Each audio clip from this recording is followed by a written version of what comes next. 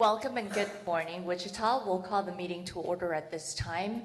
With us today is Pastor Jeff Gannon of Chapel Hill United Methodist Church to provide our invocation. Following that invocation, we'll have the Pledge of Allegiance, and we ask, if you can, to please stand for both. Pastor Gannon.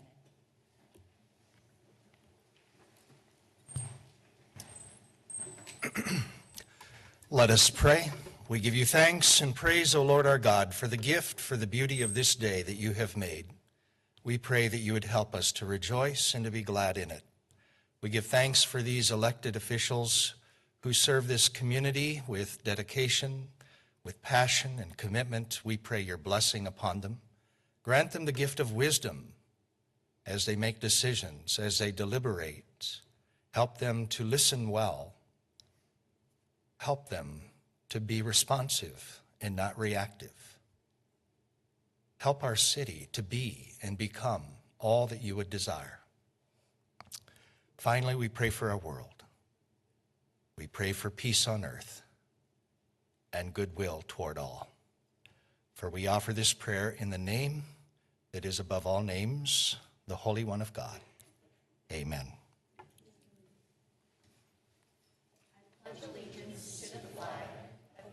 States of America, and to the republic for which it stands, one nation, under God, indivisible, with liberty and justice for all. Thank you, Pastor Gannon. Before we begin, I would like to ask our communications department to please come forward to address the cyber incident, specifically to summarize how city departments have been continuing providing service at the current moment.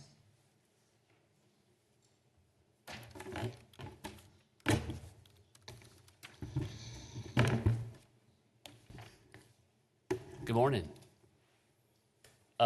Thanks for the chance to provide a brief update. I'm Jim Jonas with the Comms Department here at CMO office. Thanks for the chance to provide a brief update on the cybersecurity incident. The IT department continues to work as quickly and thoroughly as possible to minimize the impact of this incident on city residents. We will continue to share information on the progress of getting systems back in operation and encourage residents to find the most current updates, frequently asked questions, and other information about this incident at www.wichita.gov/alert. That's www.wichita.gov/alert. A couple of important items that are worth emphasizing for residents regarding the incident. There's no expected impact on residents regarding fire services. Wichita Fire Department has systems in place to monitor and respond to calls. The Wichita Police Department has implemented measures to mitigate the impact of the incident, and its core responsibilities of ensuring public safety and providing exceptional customer service remain the same. Water service is secure and is functioning as normal. The city will not shut off water accounts during this incident. Anyone having difficulty paying their bill will not receive penalties or late fees until the incident is resolved. Bills may be paid via cash, check, or money order, or by coming to City Hall, or by mailing the payment. Payments can also be made at retail outlets like Walmart and Dillon's. Customers looking to set up a new water account may do so by calling 316-265-1300 or by coming to City Hall. Existing auto payments are now functioning for those customers who use it. Regarding transit, bus rides will continue to be free during the incident. Now, I'm not going to go through the full list of updates department by department, but we recognize that residents interact with the city in many ways. So for answers to specific questions regarding individual departments, we encourage residents to continue to visit the online alert page for the latest, most up-to-date information regarding city services and facilities. We plan to provide a new set of updates later today, and we will work with media partners in the community to help disseminate new information and answers to resident concerns. As I've said, the best resource for those updates will be the city's website, www.wichita.gov/alert. We recognize and understand that this matter has inconvenienced residents and we thank them for their patience as we work through this incident. Thank you. Thank you. Madam Clerk, please call the first item. Approve the minutes of the regular meeting of May 7th, 2024. Do we have any changes or corrections to the minutes? I see none. I move that we approve those minutes. Second. Motion and a second. Any further discussion? I see none. Madam Clerk, please open the roll. Motion passes 7-0. Madam Clerk, please call the next item. Awards and proclamations. For proclamations today, we have Keeper of the Plains Day, Wichita Facility Management Day, National Tennis Month, and Law Week. And for awards, we have the 2024 WSU Mini-MPA Certificates.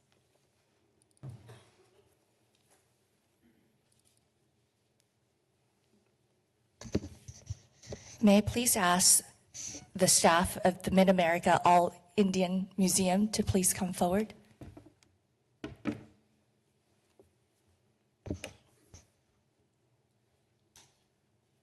morning.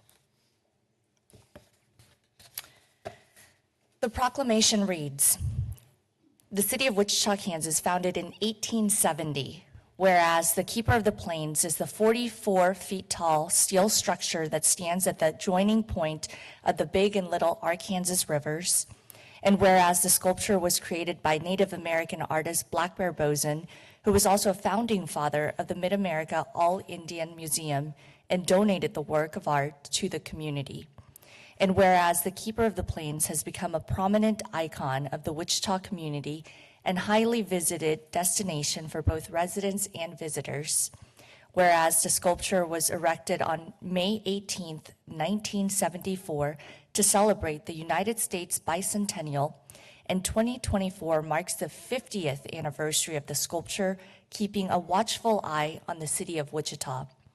Now therefore be it resolved that I, Lily Wu, Mayor of the city of Wichita, Kansas, along with the Wichita City Council, do hereby proclaim May 18th, 2024 as Keeper of the Plains Day in the city of Wichita, and encourage all citizens to visit the Keeper of the Plains and attend the Party of the People celebration this upcoming Saturday.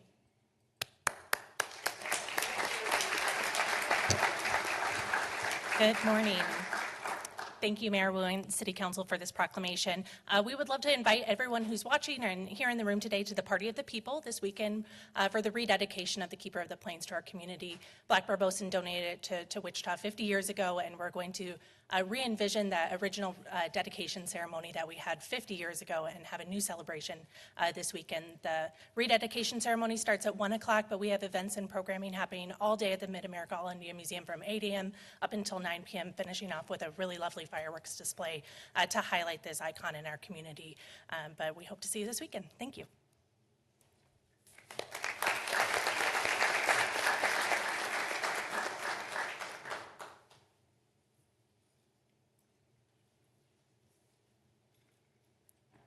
Thank you, Lindsay. And again, we invite you all to Saturday's big event. May I please ask the IFMA Wichita chapter to please come forward?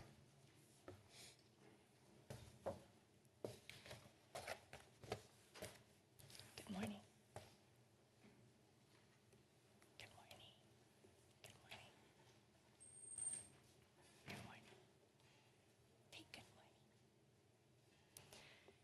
The proclamation reads, the city of Wichita, Kansas, founded in 1870, whereas initiated in 2008 by Global FM, a worldwide conglomerate of facility management professional organizations, and whereas World Facility Management Day aims to raise the profile of the FM profession anywhere that facility management professionals influence the health, safety, productivity, and well-being of people who utilize the built environment. And whereas since COVID-19 arrived in Wichita, FMs, whether government or private sector, improvised to keep our facilities open and maintained a safe manner. Whereas we're grateful for the influences the Wichita FMs make on a daily basis to our infrastructure and the safety of the Wichita worker and our economy. Now therefore be it resolved that I, Lily Wu, Mayor of the City of Wichita, Kansas, along with the Wichita City Council, do hereby proclaim May 15th, 2024 as Wichita Facility Management Day.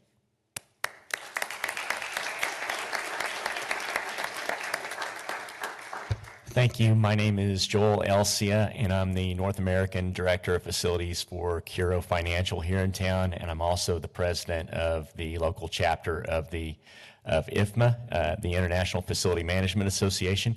And I'd just like to thank the mayor and the city council for having us here today to celebrate our profession and the noteworthy men and women that work in our profession to keep these facilities up and running and safe for all employees. So thank you.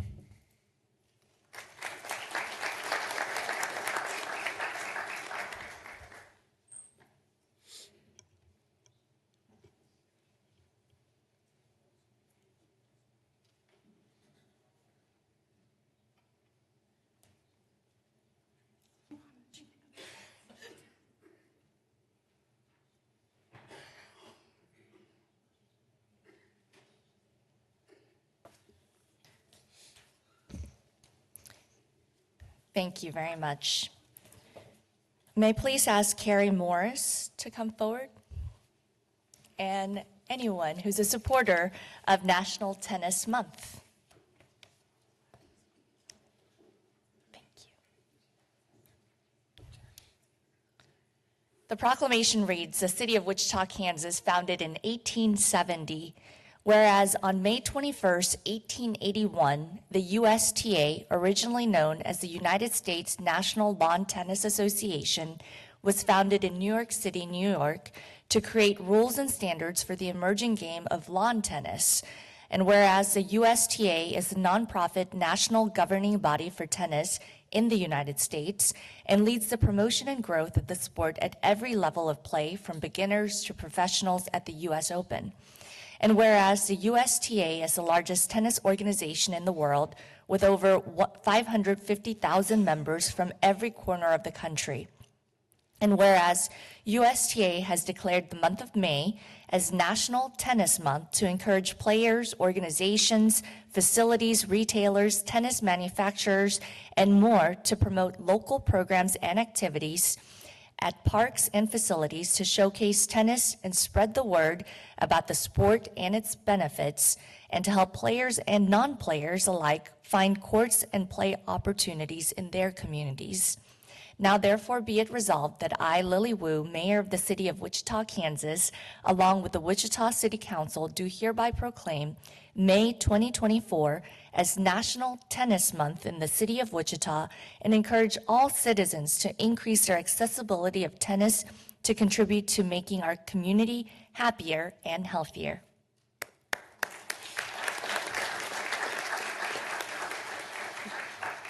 Thank you so much, Mayor Wu and City Council. I'm Jaren Glazer with the United States Tennis Association. We are actually the national governing body of the sport of tennis, and the United States Tennis Association's goal is to use the sport of tennis to create healthy people and communities everywhere. It's also our goal to make tennis a sport for everyone that can be played anywhere. So we so appreciate this proclamation, and we are hosting a lot of events throughout the month of May and always for everyone. So we appreciate this, and we will be next presenting this at the Special Olympic State Games, so thank you.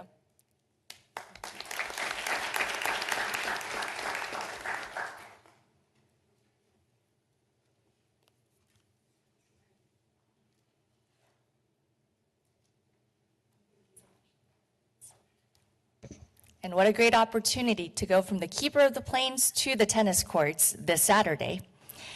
Can we please ask the Wichita Bar Association to please come forward?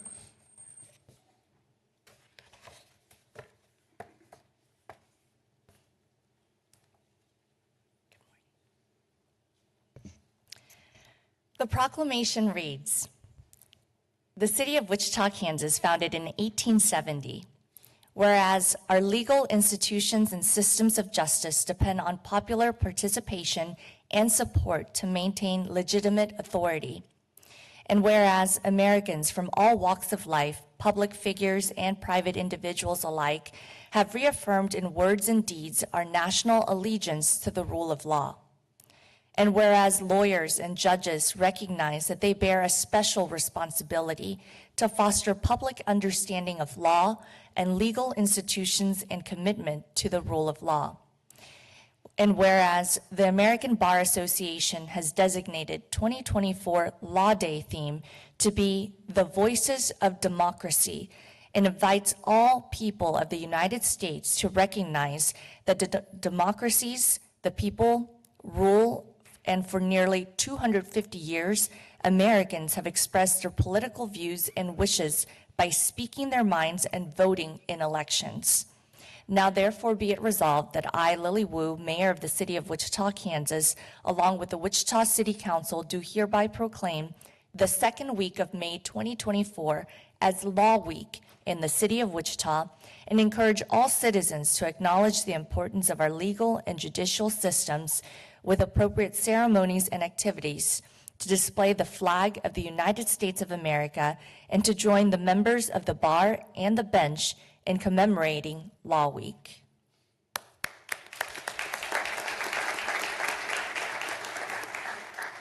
City Council members, Mayor Wu, my name is Scott Hill, and I'm the president of the Wichita Bar Association. On behalf of the Wichita Bar Association, our board who joins me today, and our members across the city and beyond, thank you for helping us celebrate Law Week. This year's Law Week theme, Voices in Democracy, recognizes that in a democracy, the people rule. That holds true at the national, state, and local level. So thank you for helping us recognize the rule of law and the importance of all of our voices in upholding the rule of law. Thank you.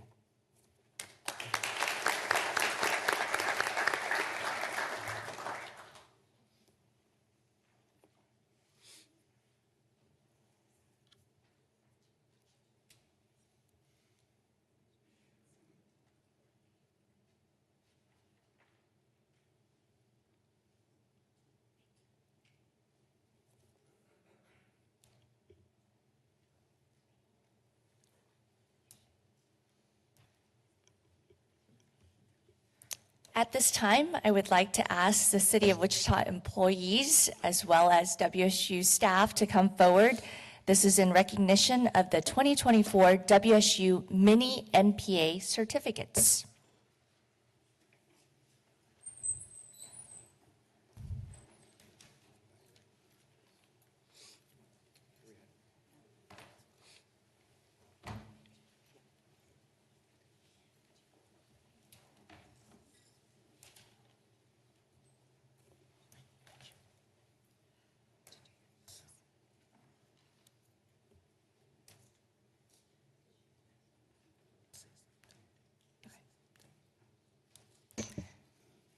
First, I would like to congratulate all the city employees who took this opportunity for further personal and educational development by being involved with the Wichita State University's Mini-MPA.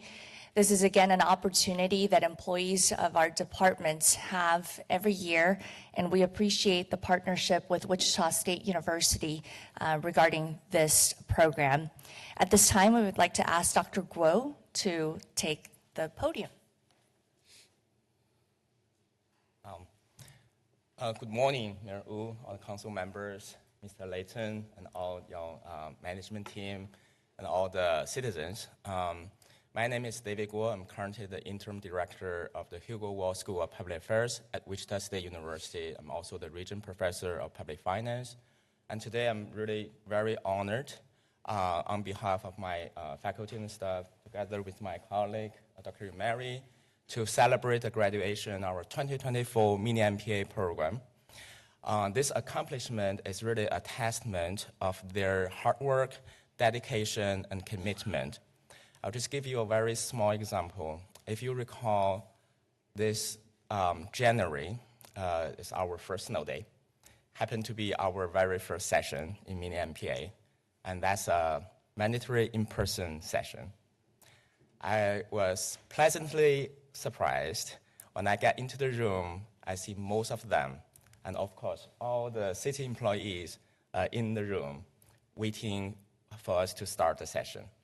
So that really shows their commitment, and each of them actually have the potential of growth and passion to serve our community. Again, thank you very much, and congratulations. I also would like to take this opportunity to share a couple of good news of the school. First one is, according to the U.S. News 2024 World Report ranking, the Hugo Wall School of Public Affairs was ranked and assessed by the peer institutions as the top 100 public affairs programs. And especially the specialty in public budgeting finance, we ranked 27th. So this is really a testament to all the support, all the hard work of the faculty and students. Second one, Mr. Layton will know that we will have a new director coming in June.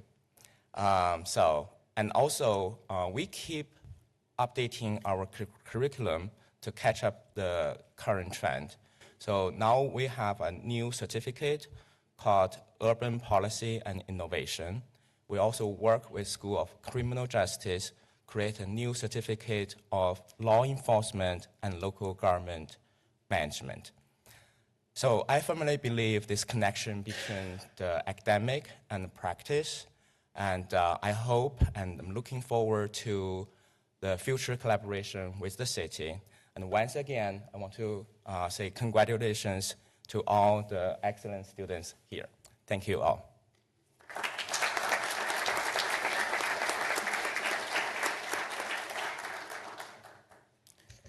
Good morning, all. My name is Dr. Mercy Umeri, Assistant Professor at the Hugo Wall School of Public Affairs. I just want to use this opportunity to say thank you, Mayor, Council members, City Manager, and the citizens. We're here to celebrate with the graduates from the Mini-MPA class of 2024. I want to say thank you for your dedication. It was a 16-week program, Friday mornings from 8 a.m. to 11, and they showed up every day and they gave their all to the program. So congratulations once again. I'm going to be calling out your name. Once I call your name, I'll present the certificate to the mayor, and the mayor will hand over the certificate to you. Mayor, please.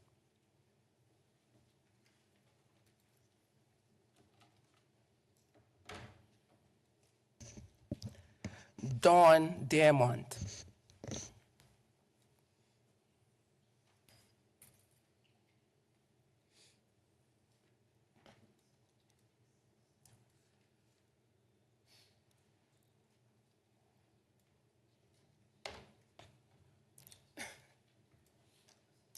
Aaron Moses.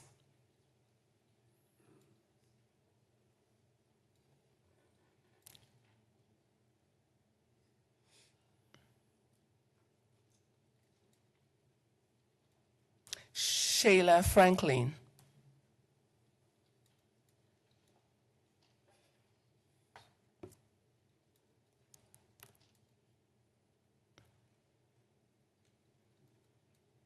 Michael J. Barnett.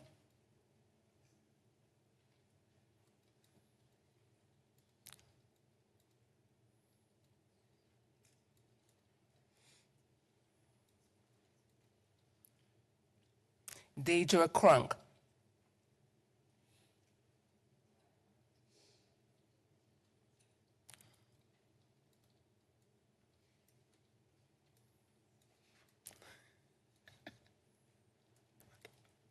Dinah Mefford.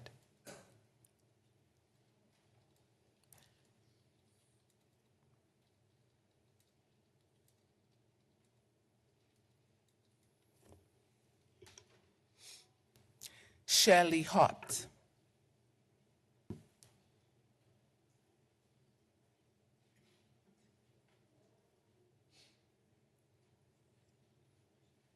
Christopher Lane.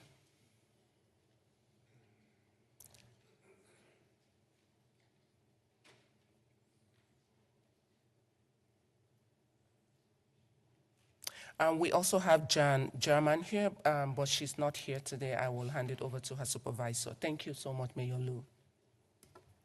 Let's give them all a round of applause.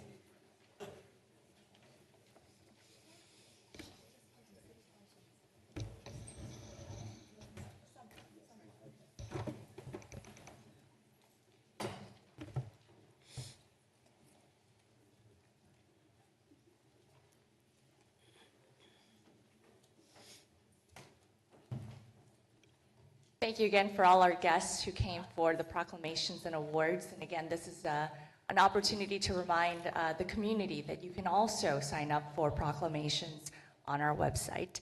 Madam Clerk, can you please call the next item? Edward S. Lewis, Community Concerns.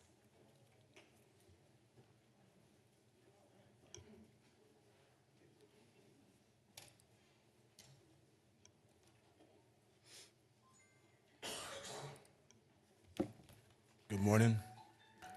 Peace be with you, Council.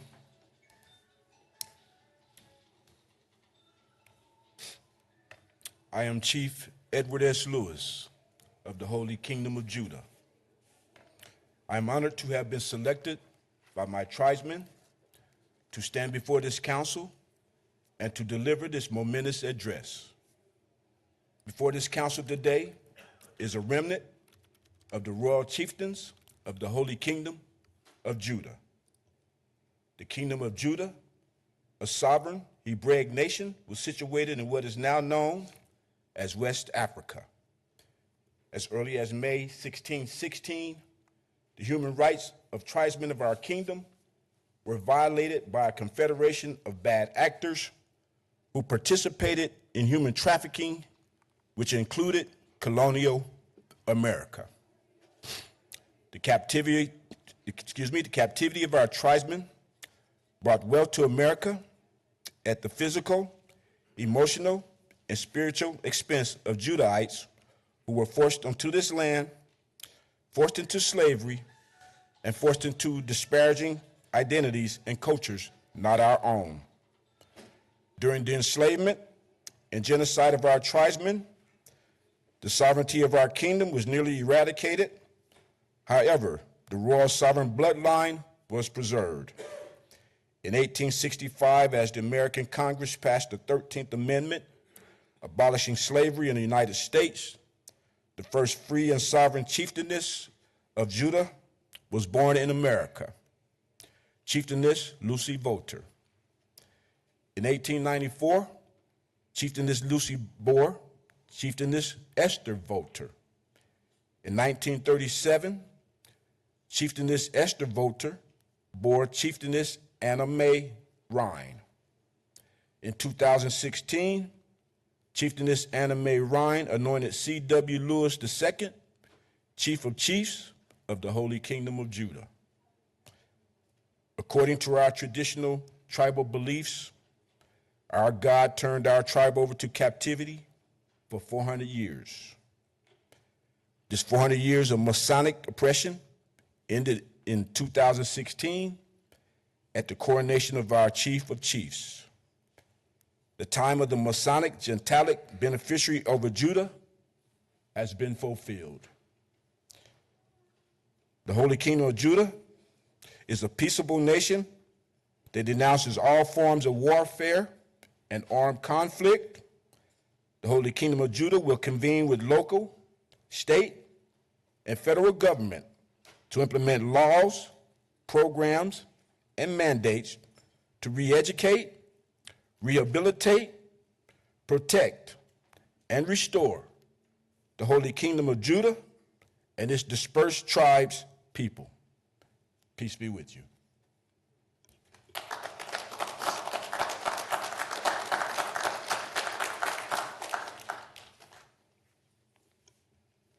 Madam Clerk, please call the next item. Celeste Racette, Joan of Arc statue, a gift of gratitude from Orleans.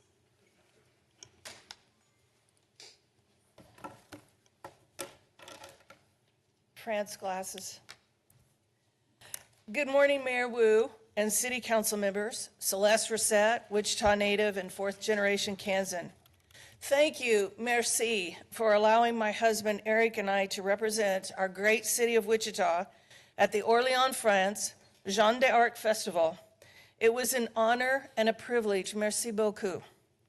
It was in Orléans I saw the bronze twin of our Joan of Arc statue, but the Orléans statue has shrapnel holes.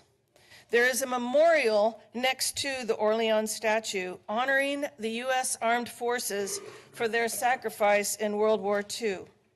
Some of you may not know why we have a sister city relationship with Orléans, France. But this is an important part of our cultural history. And if you have relatives like I do that served in the armed forces, then it is a history we should remember. So bear with me while I explain our sister city with Orléans, France. General Patton led armed forces across Europe, and we are celebrating this year the 80th anniversary of D-Day in Normandy. That should touch all of our hearts. The Loire River was then a supply route for the enemy. Under attack by German sniper fire, the U.S. Army 137th Infantry from Kansas 35th Division crossed the river into the city of Orléans and liberated it from Nazi occupation.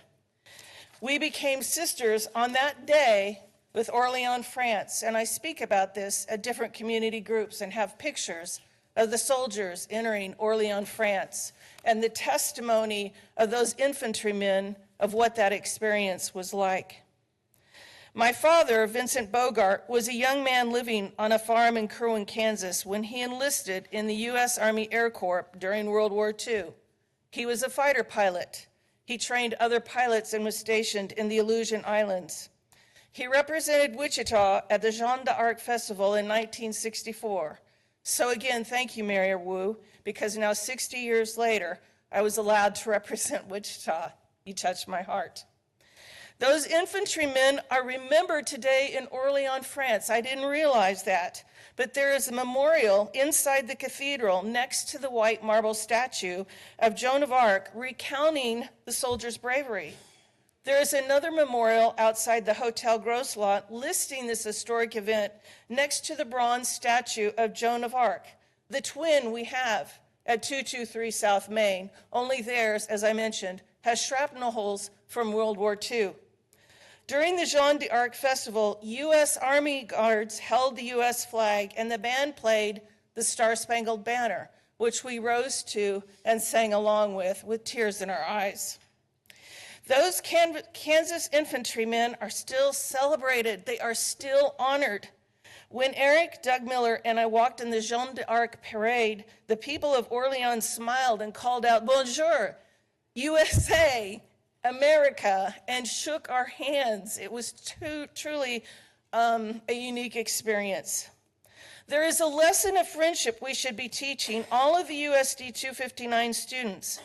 Visit Wichita, Greater Wichita Partnership, Wichita Chamber of Commerce, and City Hall should be handing out brochures about this legacy to our visitors. This is our legacy of bravery when we rose to fight for our friends across the ocean, whose language we did not understand, but whose lives we fought for. We should be promoting this moment of history, this friendship, to every visitor to Wichita. So I challenge you today. I challenge you to walk over to 223 South Main and read the plaque by the bronze Joan of Arc statue. I challenge you to go down into the basement of Century 2 to see the stone Joan of Arc statue down there, neglected and forgotten. I challenge you to bring this stone statue up for permanent display in City Hall to demonstrate your appreciation for the sacrifice behind the gift of gratitude from the people of Orléans, to honor and remember the Kansas and Wichita men and women who served in World War II. Save Century 2 adopted the Joan of Arc flower beds, and Wichita area sister cities helps us care for these flower beds. So this is a relationship about two cities, and it means a lot to us. This is our history. This is our friendship.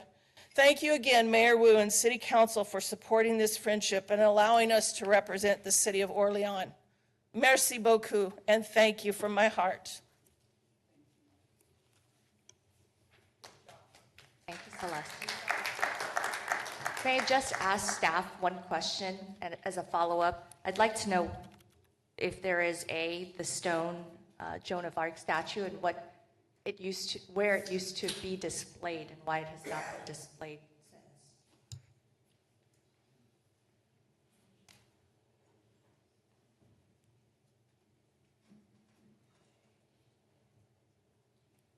since. Good morning. Lindsay Banaka, Director of Arts and Cultural Services. I'll attempt to answer the question. There is the original statue in the basement of Century 2, which is currently safely in storage. It's annually reviewed by our art conservator and got a clean bill of health in its last review last fall. We don't have a site located for permanent installation, but something that we're definitely exploring. Councilmember Glasscock.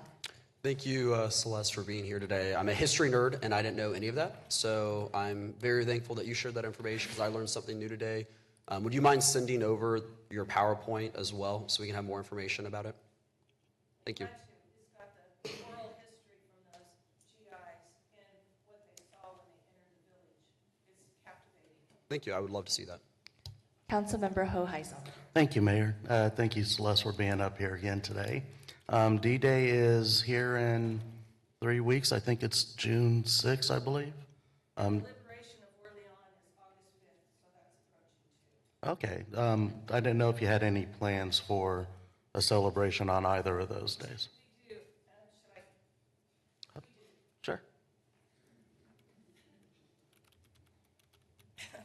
Thank you for asking, Councilmember Hoheisel. Like last year, we're going to have a celebration by the Joan of Arc statue because this is the 80th year that we liberated Orleans, France. And we're working with Hayes, which has the Kansas Merci train. France sent over 48 rail cars to each state of the United States across the ocean, filled with gifts thanking us for what we had done during World War II. So we're going to do a memorial in conjunction with the Merci train and the celebration. Because I tell you truly, if you had walked in the parade with me, I was just totally overwhelmed at their handshaking, and we had commemorative coins of Wichita that we handed out at our event in April for the roof. And we didn't have enough. They were gone in like 5 minutes, and it was just a joyous occasion. So in answer to your question, in August, yes, we're planning a celebration. Thank you for asking. All right. Yeah, please let us know, and we'll make sure to push it as best as we can. Thank you. Madam Clerk, please call the next item. Sybil Strum tore her house down without permission.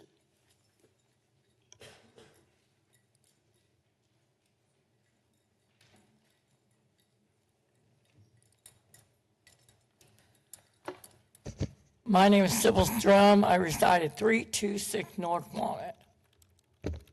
I'm outraged that the Central is a crooked organization and the Metropolitan Planning is a crooked organization.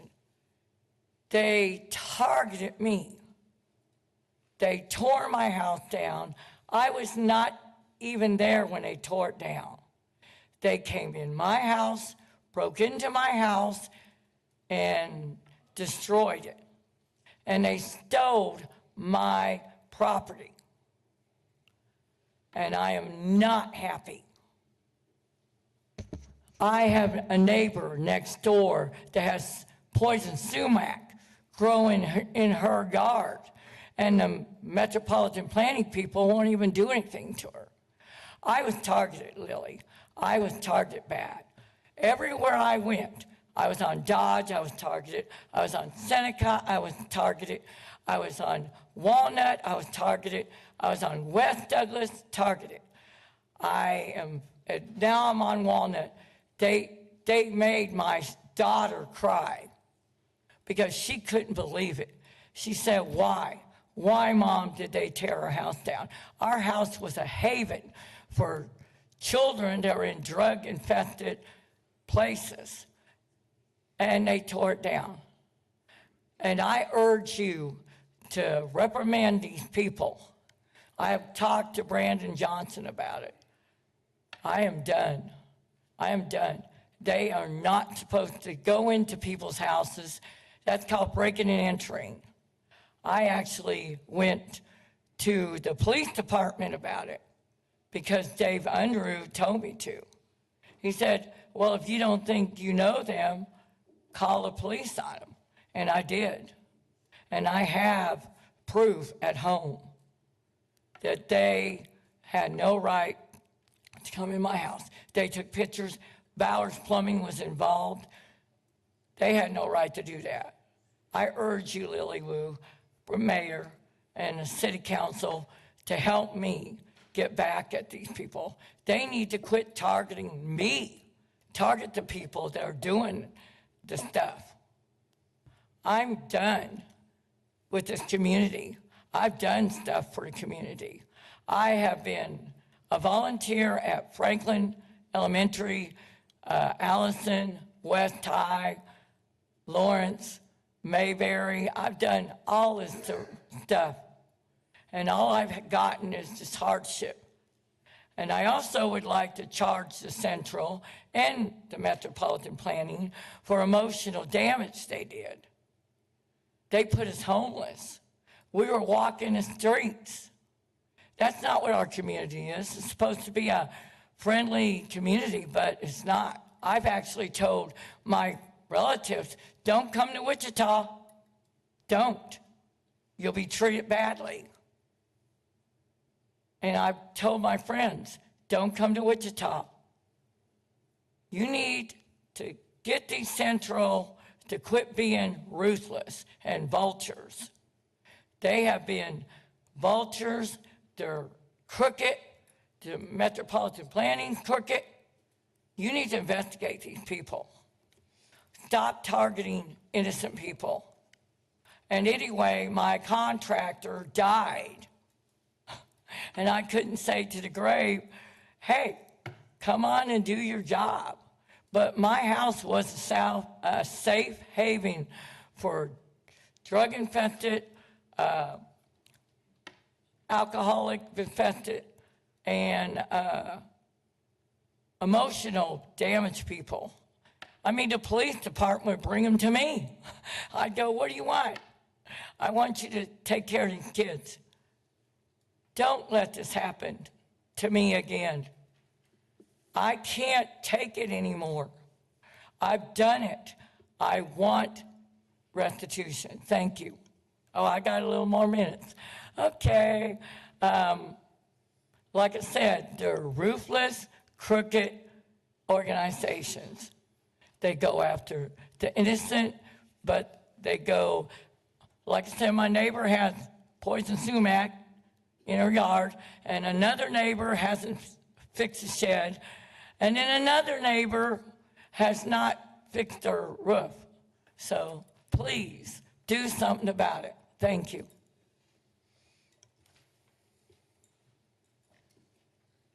Madam Clerk, please call the next item. Consent agenda items 1 through 20.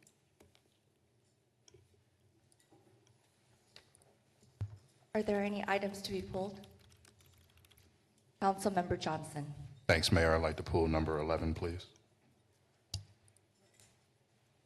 Any other items? See none. I move to approve all consent agenda items except for number 11. Second. Motion and a second. Any further discussion? I see none. Madam Clerk, please open the roll. Motion passes 7-0.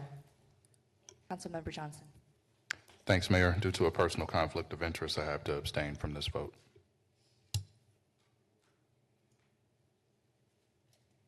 I have a motion to approve item number 11.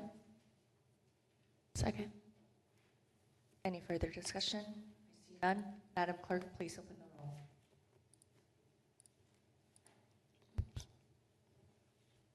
Motion passes 6-0 with 1 abstention. Madam Clerk, please call the next item. Board of Bids and Contracts and Wichita Airport Authority Board of Bids and Contracts dated May 13th, 2024. Good morning, Mayor, City Council, Josh Lauber, Department of Finance. The Board of Bids and Contracts convened May 13th with the following. For engineering, we have the water distribution system, stormwater distribution, sanitary sewer, paving to serve the Moorings Plaza 4th Edition for Mies Construction Incorporated for an aggregate bid total of $734,338.25. This will be subject to your approval of a new engineer estimate and budget authorization for Group 3. We have the water and sanitary sewer improvements on 135th Street West between 13th Street North and Central for Don Linger & Sons Construction Company Incorporated in the amount of $631,696. We have the Calvert and Blue Lake to serve Blue Lake First and Second Edition for Pearson Construction, LLC, in the amount of $526,743.60. For purchasing, we have the Brewer Community Center renovation and expansion for Martin K. EB Construction Company Incorporated for an aggregate bid total of $9,027,662. We have three 40,000-pound utility trailers for Larry's Trailer and Sales Service LLC for an aggregate total of $83,229. We have 13,200 gross vehicle weight restriction cab and chassis with 11-foot stake bed for Don Hatton Chevrolet Incorporated for an aggregate bid total of $64,899. And for airport, we have the Airport Fuel Farm Improvements Phase 3 for Kier Civil Corporation in the amount of $2,089,000. This is how to become a vendor with the City of Wichita. These are open requests for proposals out on the street today. I'd be happy to try to answer any questions. I recommend your approval. Vice Mayor Ballard. Thanks, Mayor. Hi, Josh. Of course, I have a question on the very last one, couple over. It just mentioned that there was no other bids received. Correct. Can you speak to that? Sure. We did solicit the project to our registered vendors with the city. Only one came back. No others responded. We can get you a detailed, itemized list of all the vendors solicited, but no other bids were received. And can you just explain how you know that that would be a good bid if there was no other bids received? Great question. We have an engineer's estimate with our airport. The airport staff and engineering will review the project, they'll estimate the project, and they'll detail in a quantifiable figure what should be that number. And if the number hits below it, they'll accept it. If it's above it, like a few slides before, we will ask you to accept a new budget authorization and a new project approval. In this instance, it came below the engineer's estimate. And do we know why maybe it wasn't appealing to other companies to bid? I do not have them offhand, but I can get you that. Okay, I'm just curious. Yeah. Thank you. Yep. Any further questions? I see none. Is there a motion to approve? So moved. Second. Motion and a second. Any further discussion? I see none. Madam Clerk, please open the roll. Motion passes 7-0. Madam Clerk, please call the next item.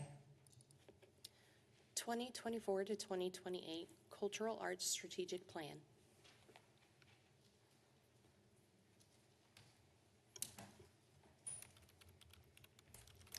Good morning again, Mayor and Council. Lindsay Banaka, Arts and Cultural Services with the City Manager's Office. Just to do a quick admin check, everyone received a copy of this hefty document that we're excited to present to you today. Just a brief overview of what the Division of Arts and Cultural Services is responsible for and kind of what we do day in and day out is we manage operations and programs at various cultural arts facilities, many of which the city owns and operates. We manage the city's public art collection, which is about 300 pieces strong. We administer the cultural funding program and manage agreements with various cultural institutions and other partner organizations. And we provide staff support to various boards and committees. The diagram here is our attempt at trying to provide a visual aid of kind of the ins and outs of the services that we provide to the community. A little bit of background on what brings us here today with our new strategic plan is that our first strategic plan for the city was in 1994. It was later revised in 2008, and in 2013 received a pretty sizable addendum that specifically addresses our cultural funding program and has been our operating policy for funding since that was adopted in 2013.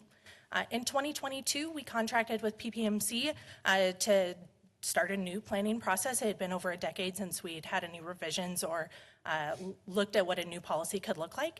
And proposed themes for the new plan were presented to City Council in September 15th of 2023. And we were here a couple months ago presenting the initial draft of the plan to City Council, followed by a State of the Arts event that night where we distributed this plan, or the drafted plan, to the public.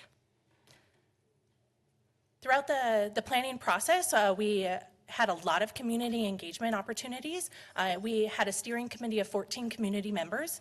We held 8 focus groups. We had 9 individual or small group interviews that were very strategic interviews.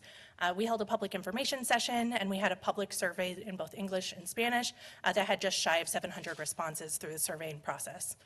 We also did in-depth research with other communities and followed trends in the industry, and that was both staff did research as well as our contractors with PPMC, or our consultants with PPMC did a lot of research. And although it wasn't directly part of the planning process, at the same time we were doing the plan, we were also doing the Arts and Economic Prosperity Study, which had us working very closely with about 80 organizations to survey event attendees at various arts events to really track the economic impact the nonprofit arts sector has. So although it wasn't directly part of it, we were working very closely with a lot of organizations and community members that we could relay some of that information into this planning process. Following the presentation that we did in February, we solicited additional feedback through various community surveys. We had something up on forum. We sent out several e-blasts with survey information. We held a couple small group meetings, and we really tried to push the drafted plan out to the community to make sure that we could hear feedback on any proposed edits that we would need to be made. Our partner, the Wichita Arts Council, also held 2 independent listening sessions for organizations involved in the cultural funding program specifically. And then our Friends at Greater Wichita Partnership held a work session to really look at how we could activate the plan as part of their talent and community engagement committee. One of the things that we asked in the surveying process and really throughout the planning process was we asked our community, what does a thriving arts community look like for Wichita? I do want to highlight that most respondents felt that we had one, so that's great, but nearly all respondents said that it could be improved or we could increase our efforts in a few different areas. High-level themes that were emerged from this question in particular was that our community wants art experiences that are accessible to all, where a community where art is everywhere and it's valued, where our facilities are maintained and abundant, that we have an adequate performing arts center, and that there are more opportunities for young people, and that we have equitable support for all art forms. That last one's really key because our sector is not just music or dance or visual arts or public art. It's a very dynamic sector, and we want to make sure that we have equitable support and engagement in all areas. I think this question is an important one. Why do we need a new strategic plan? And if we think back to where we were in 2008, the last time we had a strategic plan, our community, specifically our arts ecosystem, has changed significantly. The last time we revised our cultural funding program in 2013 with that plan addendum, we had less than half the amount of arts organizations that we do today. So we know our ecosystem has changed, and we want to make sure our new plan is reflective of the changing in our community. The creative sector was greatly impacted, as most sectors were, by COVID-19, specifically our performing arts sectors is coming back very slowly. And the arts mean business. Obviously, we were here a couple months ago with our Arts and Economic Prosperity Study results indicating that significant growth rate that the arts have had in growing our economy. And then we also really want to utilize the timing of where we are right now to preserve and celebrate Wichita's rich cultural heritage. When we think about projects like the Chester I. Lewis Reflection Park that we've got underway, we have a lot of great things in the pipeline that we really want to make sure we're preserving and protecting our rich cultural heritage. And then in 2019, we passed, you all passed, or your predecessors passed, a Percent for Art program that has pivotal investments being made in public art, and we just want to make sure that that's as strategic and impactful as we can. So our proposed mission and vision for arts and cultural services is that our mission is to ensure that everyone has equitable access to cultural arts opportunities by activating and strengthening the creative potential of our community. And our vision is that Wichita is recognized as a community where artistic expression is an integral part of the city's success, where arts thrive, and where cultural heritage is preserved and celebrated. I just want to take a moment to highlight our cover art here of the strategic plan, which is artwork by a young local artist, Evan Yazzie, who goes by the handle Graphic CD. Evan is a young Native American artist who graduated from WSU last summer with a degree in graphic design. Shortly after he graduated, he had a series of really a lot of struggles. His father passed away, his housing became unstable, and he found himself homeless. And he was bouncing around with trying to find his first job out of college, trying to secure housing, really make his way into the world. And he went through some struggling times. He obtained his first full-time job as a graphic designer here in Wichita last August. And while his artwork speaks for itself, I think his story is really a testament of the fragility of being a professional artist in the creative sector. He has a very, very talented skill set. He's a young artist. He's trained. He's done everything right, and still it's really hard to exist within the ecosystem. So working with him on this cover art was really a wonderful experience, but we really hope that the work that we've put forward in this plan makes sure that we have a healthy ecosystem and a professional ecosystem so that artists like Evan have a place to live and work, and we don't lose him to a bigger market because he's really a gifted and talented artist. Throughout the plan, we had various areas of focus that we hope have been woven throughout the plan. And those areas of focus are ones that we presented to City Council last fall when we were really showcasing where the work was headed. And these focus areas are to ensure that all residents have equal opportunities to engage in cultural arts, that we address the needs of our city-owned cultural arts facilities, and I'll kind of add assets in there as well, not just facilities, to engage strategically with historically underserved populations. That's something that we heard throughout the planning process. We wanted to make sure that we're investing in and figuring out ways to stimulate the creation of new cultural arts opportunities and the stimulation of new art in the community. We want Wichita to be uniquely Wichita. We don't want to just always be presenting the works of the canon or what other communities are doing. We want uniquely Wichita work to be created. And we really want to focus in on identifying our anticipated partners. We only had a few changes from the initial draft a couple months ago that we hope have clarified some questions that we received from the community and from the bench. We added a brief highlight section of what does a thriving arts community look like. Previously, it was listed in full in the appendix, and it's still there, but we've highlighted out in the introduction section. We reinforced the narrative regarding public and private partnerships and refined the definition of community partners by listing all of what we currently call our cultural institutions, and that list is really long, which is why we didn't include it in the first draft, but we've named as many of the partners that we currently have and anticipated partners. We've tried to name them out very strategically as best of our abilities. We also moved all funding-related strategies, which there were just 2 that we moved, to Goal 2, Objective 1, so that all funding-related efforts were under one area, and that area is to increase funding sources and resources available for the cultural arts. And we added some historical background information to the Appendix E funding structures, just to showcase how our cultural institution program works and name some known challenges and some potential opportunities we see with that program moving forward. And then not on this list is we had a couple of typos and grammar errors and some Oxford commas that we had changed as well, but really only these 4 major changes. So our proposed 2024 to 2028 strategic plan has 4 goals. I won't read them right here because we'll go into depth a little bit. Our first goal is to increase the participation of residents, specifically those historically underserved and culturally diverse in the cultural arts. We have a whole bunch of strategies here, but really 2 objectives. The first one being to increase by 10% per year each zip code the number of underserved residents who access arts and cultural opportunities within our community, and a handful of strategies on how we hope to do that. Our second objective here is to improve communication with residents and build brand recognition for the Division of Arts and Cultural Services. We're a little bit of a niche division within the city that we work across a lot of departments, from Parks and Rec, from Public Works, City Manager's Office. We just want to improve our communication efforts. That's something that we heard from respondents of our various engagement opportunities. Our second goal is to strengthen the capacity of the Division of Arts and Cultural Services in the community. Our first objective here is to increase funding sources and resources for the cultural arts. And I want to be very specific that we're not asking, although I would love to ask for a giant budget increase, we want to make sure that we're exploring all efforts to utilize funding that's available from the National Endowment of the Arts, National Endowment of Humanities, things happening at the state. We want to make sure that we're looking at diversifying our resources available as we're a resource distributor to the community and as we have services that we provide as well. So we want to make sure we explore all the different funding opportunities and we're not leaving any stones unturned. And specifically, we do want to revamp the allocation structure for the cultural funding program to really highlight and support growth, creativity, and accountability in our community. Our second objective here is to create an efficient and effective workplace environment for the Division of Arts and Cultural Services. Most of what we're doing in this plan or in the proposed plan are things that we're already doing. This kind of just names it.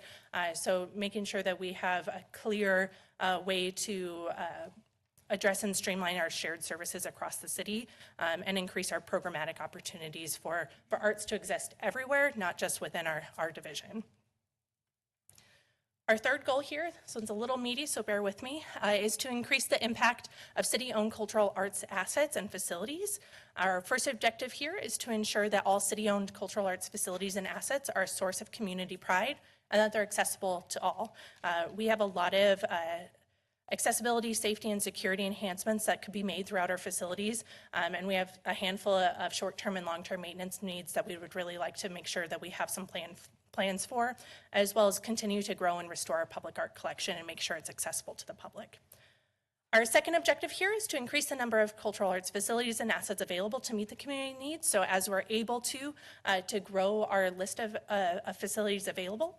And then our third, which is really special to me, is to establish Wichita as a regional hub for the arts. We don't want to be the country's best kept secret. We want people to know that when you come to Wichita, we have a very vibrant arts and cultural community, and we would like to share that news, and we want to make sure that we are leveraging Wichita to receive and be a worthy applicant and recipient of some major national accolades, which currently it's not that we don't do that now, but we want to be very strategic in helping support our partner organizations go after some big awards and accolades. And then ultimately, we want to make sure that we're continuing with the Arts and Economic Prosperity Study and leverage economic development right here in Wichita. And then finally, our fourth goal is to support efforts to stimulate the creation of artwork and cultural opportunities. And we have one objective here, which is to partner, which is what we do all day long, with organizations to increase the number of paid professional opportunities for artists and arts organizations in the community. And we have several strategies here, but really we want to look at our sector as professional opportunities and making sure that we're building up that ecosystem. So artists like Evan Yazzie have a career path that we can keep him in the community. And so that's goal 4. And that's a very abridged version of this 80-page document, which is available on the city's website at wichita.gov/arts. But staff recommend the approval of the 2024-2028 Cultural Arts Strategic Plan. And Mayor, if I may use a point of personal privilege just to acknowledge, we have many stakeholders in the room who gave us a lot of feedback throughout this planning process. So just want to personally thank staff who are involved in this project, as well as our steering committee and anyone that took a survey or participated as we developed this document. But thank you. Thank you for that point of privilege, Lindsay. Can I see the folks who did participate by standing?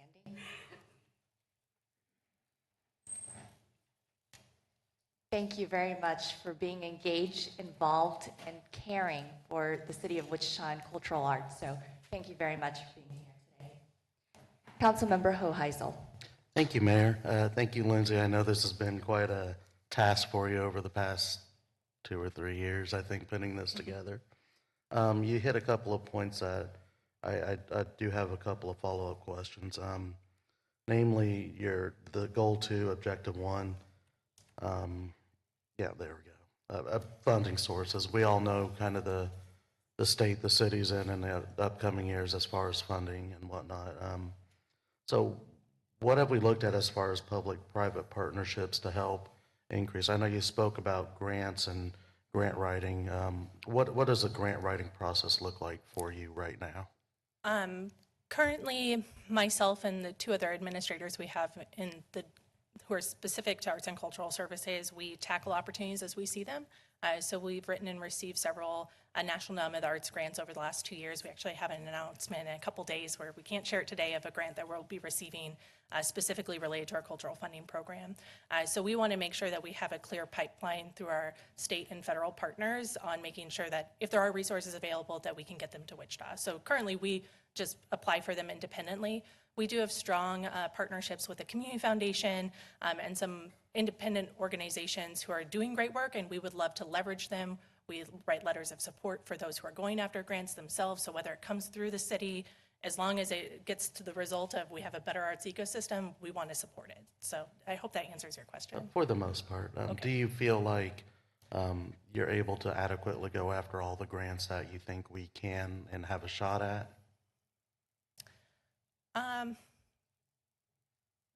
To a certain extent, yes.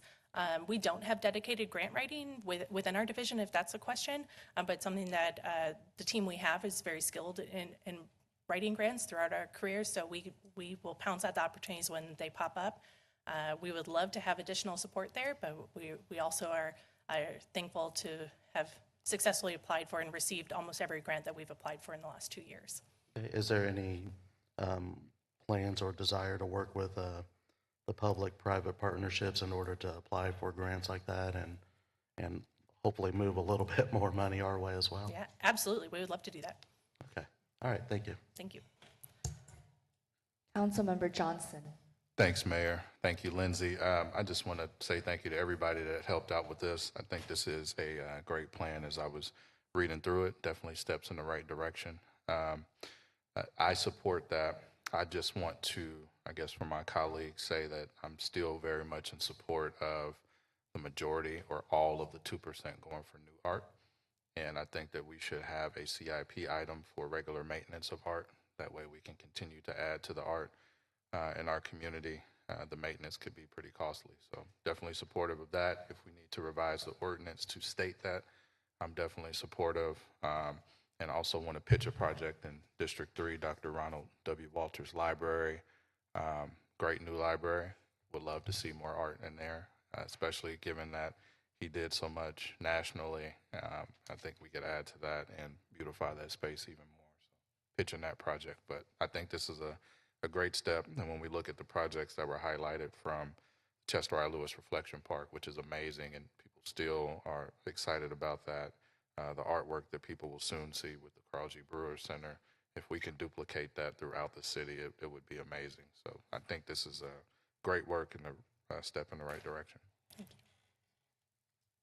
Councilmember Glasscock. Thank you, Mayor. Thank you, Lindsay. First off, I saw some pieces in this package that I've never seen before. So I learned new stuff about Wichita's art. So thank you for that. I do have a few questions. I know that we've begun conversations with partners across the street, well, it used to be across the street, regarding mergers or consolidations of different departments. Does this plan allow for a potential flexibility if we decide that cultural arts and services is an area that we look to consolidate in the future? Yeah, that's a great question. I think so, is my short answer, depending on how that consolidation comes to be. I will say we work very closely with the county on a lot of different efforts. Assistant County Manager Tim Kaufman actually served on our steering committee for this project, knowing that there were some conversations with that. And not to put colleagues on the spot, but I know Adam Smith was at Exploration Places in the room today, and we work very closely with the zoo in partnership. Right now we have a potential partnership with the zoo in Cowtown to develop a herd stock where we're breeding at the zoo for a herd stock to exist at Cowtown. So we do a lot of collaboration already. Does it need to be formalized? I don't know, but we think that we can collaborate and work with the county on however this body and that body wish us to do so. Okay, thank you. I appreciate that. Going back to the funding or the finance question, it was page 25 in this packet, but it's objective 2.1 under goal 2. It's still up on the screen. To explore current funding baselines and determine the percentage increase. Just what do we mean by the determine the percentage increase? Sure.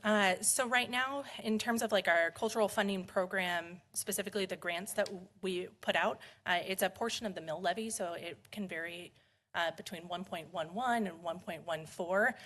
So we've had a percentage increase since 2008 when we started the program, and we would really like to assess that to see, are we meeting market rate? Are we competitive with inflation rates? If you look at the very back spreadsheet of the plan, you can kind of see a 10-year overview of the plan, and we're looking at the cost of doing business continues to rise, as every sector knows. So if we assess the funding model that we have currently, is it holding us back? Are we with market rate? Or where should we be? So right now it's just assessing, and we'll make recommendations and make requests to the city manager's office and the finance department. Obviously, there has to be funding available to make increases, but it's something that we want to assess the structure to see, are we on course, or are we above course, or are we below course, and try to just stay on track. Okay, awesome. And one last question, I promise, is my last one. On objective 3.2, I don't know if that was one of the slides or not. I just have a question about the process. Under strategy number 1, it says lead the adaptive reuse process of the former Central Library building. Is that currently under Division of Cultural Arts and Services? I know it's former library, so is that in your department, or how does that fit in with the goal of the RFP out now, if it's supposed to be under your jurisdiction already? That's a great question. So currently I serve as the project lead for that RFP that's out, and we've identified in that process that we would like it to be retained as some sort of cultural asset. Its proximity to Century 2 makes it a great avenue for something to be there. We're quite a ways into that process, and really there's a lot of facility needs that we have to come up with some solutions for before we can make some final motions or some final movement on what happens with that building. But just because it's proximity to our major performing arts arena and convention center, we want to be a part of that conversation. Okay, thank you, appreciate it. One question for you, Lindsay. I know we keep talking about the maintenance of the art, from talking about the Joan of Arc sculpture itself. Can you talk about how money is currently allocated for the maintenance of the current art pieces we have? Because we have a plethora, and then we obviously do want to continue thinking about new, but maintaining what we have is also very critical. Can you talk about that? Yeah, it's a very kind of dynamic conversation. I've been on board about 2.5 years. Right when I started, we issued a solicitation for a public art manager, who Janet Irwin is in the room today, which is our first staff member dedicated to public art. In the 1.5 years she's been on board, she's done a complete asset assessment of what do we have, where is it, what's its condition. So that's kind of our step one, and is it accessible to the community? So we are getting ready to launch a virtual platform so anyone in the public can see what the public art is, what's its story, and what its condition is. From there, we've been working with our contracted art conservator, who gives us kind of a welfare check on our collection and gives us a high priority list of maintenance that needs to be done. So there's annual maintenance, like waxing bronze sculptures that we do, but then there are some big ticket items like Minnesota Bridge, which it is art, but it's also a functional piece of art. So how are we strategically going after that? Is that purely an art maintenance project, or is it a bridge development project? So each work of art has its own unique story and maintenance and care plan. Right now, we do have a small amount in our general operating budget for maintenance, but really just covers our conservator work and that annual kind of cleaning of it. It doesn't accommodate any major projects. So the Design Council this past year, they allocate and recommend the 2% for our funding, and they can allocate a certain amount of that 2% to go towards maintenance. That's currently within the ordinance, and they've allocated for this current year the maximum amount, which I believe is about $150,000 that can go towards maintenance, and that's out of the CIP funding. We do not have dedicated CIP funding for maintenance itself of public art. $150,000 is a great chunk of money to do some good work, but when you look at some giant projects like Minnesota Bridge, it doesn't go very far. So we're using everything we have. Could we use more? Absolutely. We know the needs across the city financially are great. So we're mindful of what we can pull off and what we even have capacity in terms of projects that we can manage with the team that we have available. So hopefully that answers the question. I think one more additional question. I think it combines both Councilmember Hoheisel's and Glasscock's comments. about partnerships. So the importance of, I know several nonprofit organizations here in the community who just care about the arts decide to do something to, whether it's the Sister Cities group that adds flowers in front of the Joan of Arc sculpture, or other organizations that try to help with beautifying Wichita, and it does help. How are you making sure that these partnerships continue to thrive and that we're looking not just internally, but also, as you said, grants from the outside of Wichita or Kansas to try to get money and resources into Wichita? That's a great question. Up until this point, our strategy has been, what do we have, where is it, what are the needs of the collection? Now that we're wrapping that project up to really do that full asset map, we would love to reach out to community partners and perhaps anyone listening today of what a potential partnership could look like. We haven't had the capacity, unfortunately, up until this point to really look at those, but we would like to strategically look at each independent piece. If there's a major project, what needs to be done? If there's a minor project, is that something that we can do with a local partner organization? But we would love to seek out any partnerships with anyone that's interested in this. Thank you, Lindsay. I see no further questions for staff. We will now open it up for public comment.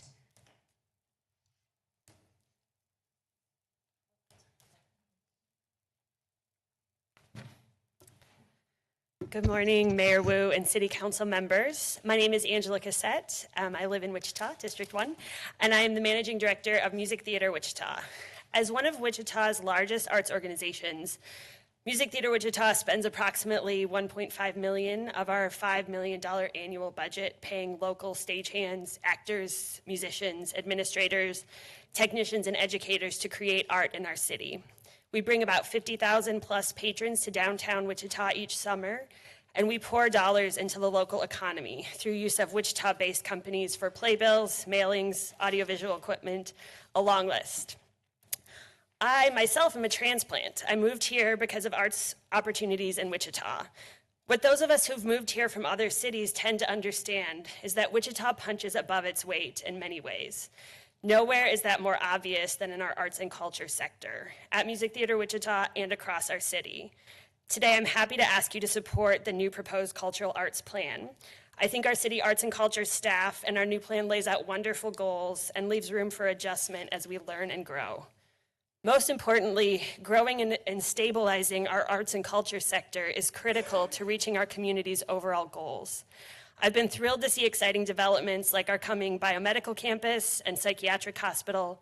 For these to be successful, Wichita will really have to up its game in recruiting and retaining talent, namely in the medical, academic, and related fields. And in that effort, vibrant, well-supported arts and culture is critical. I know you all recently received the presentation about the Americans for the Arts study in Wichita, so you already know that the arts mean business in Wichita. Our sector is responsible for $184 million annually in direct economic activity and is a top 10 employer. An industry with this impact demands continued smart strategic investment, and adopting this plan is the next step we can all take together. Thank you for your time.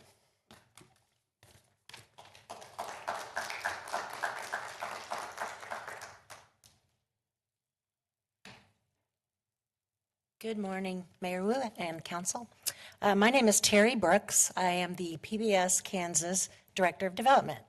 And we were a recipient of the Arts and Cultures grant last year. And so I'm basically here to say thank you for that.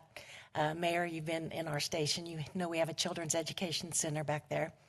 And we were able, with the money that we received from the city, we were able to install a discovery station for market. So it's a life-size market where kids can come in and play and shop and pretend they're buying food and preparing food and setting the table for each other. And it's just very fun to watch them grow and learn to be little entrepreneurs and learn about nutrition, about food, and about just safety of handling food. We also were in the process of adding an aviation station. So of course aviation and the importance of it to Wichita is important to us. So we have a little aviation table started, and the kids can come in and play and become their own little pilot. So I just wanted to thank you for that, and thank you for supporting the Koshner Garvey Education Center. We have many plans for it in the future. If you have time, we're open every Monday through Friday, 10 to 4. There's no fee. There's no barrier to entry. All zip codes of any financial stability or instability can visit our station, absolutely. And we cater to kids 2 to 10. That's PBS's sweet spot. If you guys watch Channel 8, you know that's kind of our kids' sweet spot. And we encourage everyone to come in, enjoy the station. We're a community station. We're open. Our doors are open every day for not just the Kids Center, but also to come in and tour the station, come in and see what's happening at PBS Kansas and all the exciting and local community things that we are knee-deep in every single day. So thank you again for the grant this year. We appreciate it, you guys. And I want to close with our mission statements, because our mission statement is so in alignment with yours. And I'm proud of that fact. We enrich our community with quality arts, cultural, and educational programs and services that contribute to lifelong learning. Thank you again for the time today. I appreciate being here. Thank you. Councilmember Hoheisel. Thank you, Mayor. Ma'am, I did have one quick question. Have you been in contact with Ben Cecita out at the Aviation Museum? We have, yes. Okay. Yeah, he has a young aviators program that they're kind of getting along, and seems like there's some room to... There's a lot of crossover there. In fact, one of our documentaries, which was on the aviation in Wichita, plays throughout their center too. So we're good partners with them. Okay. Thank you. I appreciate that.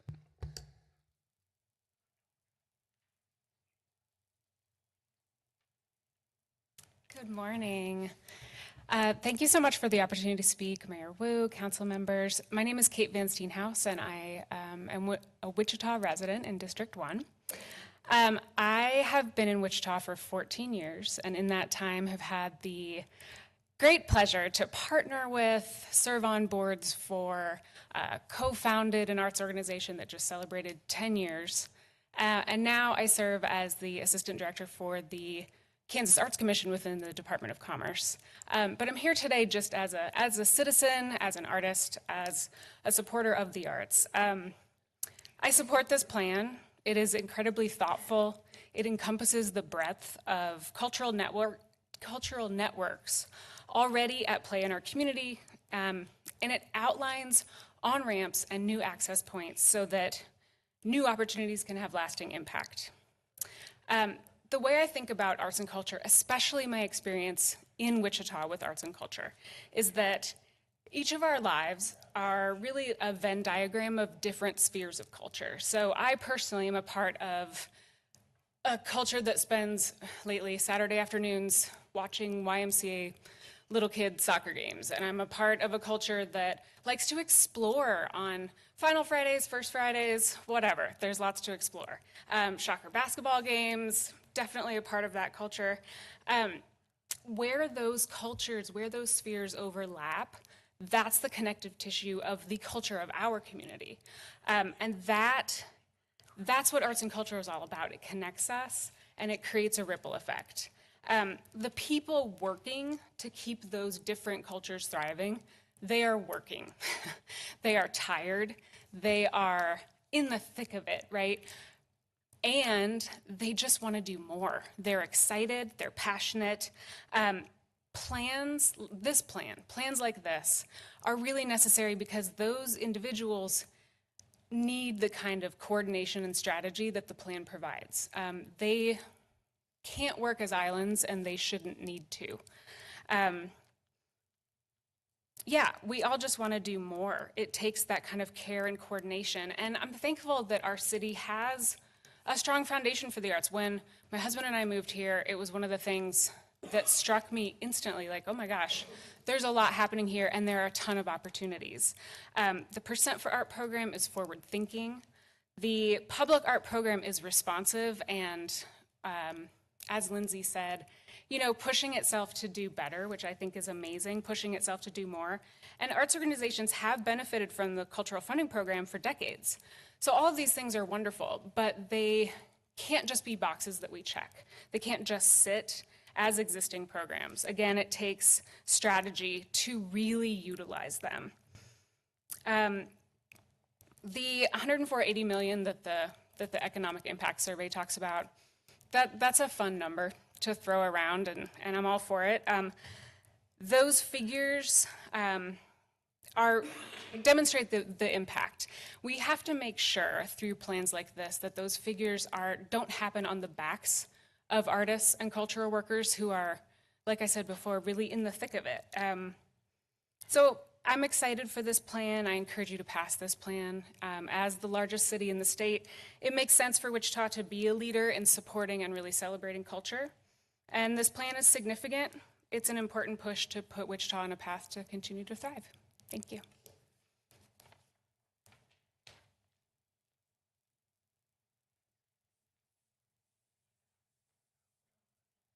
More progress to come over the next couple of years, and I felt that a lot of the progress we've been able to make as an organization was rooted in a significant strategic planning exercise that we did in 2021, and Lindsay talked you through the process behind the plan that's in front of you today, and I think it was a really fantastic exercise. Actually, the amount of public input that is on this plan is very significant.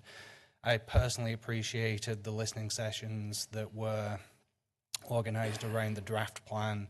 That was an opportunity to sit and give some detailed feedback on the draft, and I really appreciate the Arts Council for facilitating that and for the improvements that were made to the plan as part of that process. So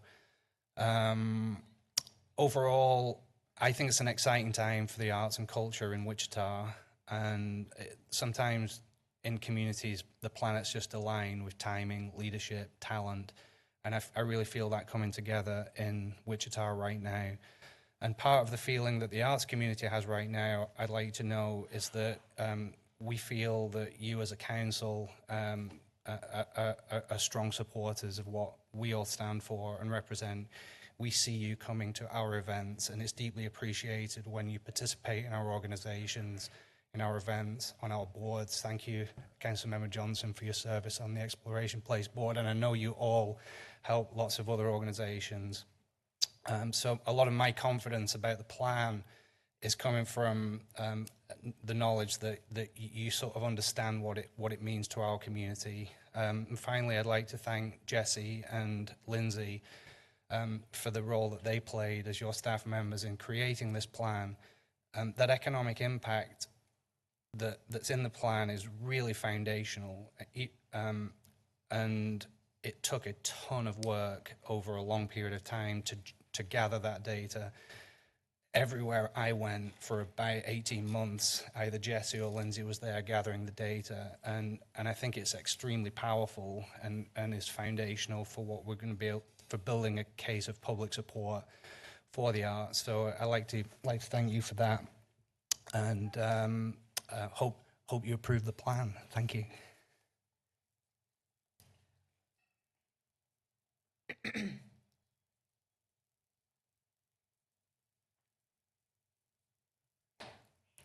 Good morning.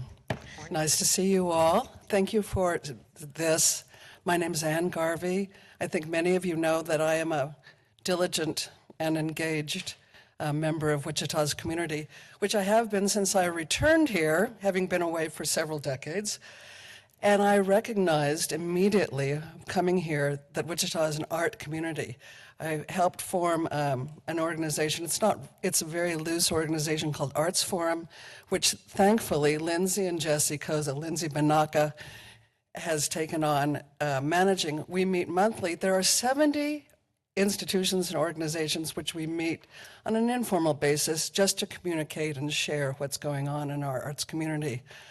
Let me tell you, I think that this wonderful survey and study that was done by Americans for the Art is only about 50% of the reality.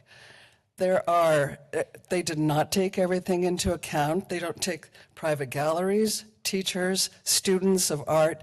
Don't forget that dance music is part of our art. And that's not always measured in surveys, but it was exhaustive in terms of the institutions which are represented. I just want to say that our city is vibrant with art. I'm exhausted. I go to 9 performances or 27 in a week, and it's hard to keep up with all that goes on. I want to show my support to our artists This is what makes our city the rich city that it is. And it invites guests, and it invites, as we've heard today, it invites people to move here. That's what people look for, is the culture and the art and the wealth in its arts when someone chooses to come here. But I want to thank you for considering this, and I look forward to doing more work with you in the future. And thank you.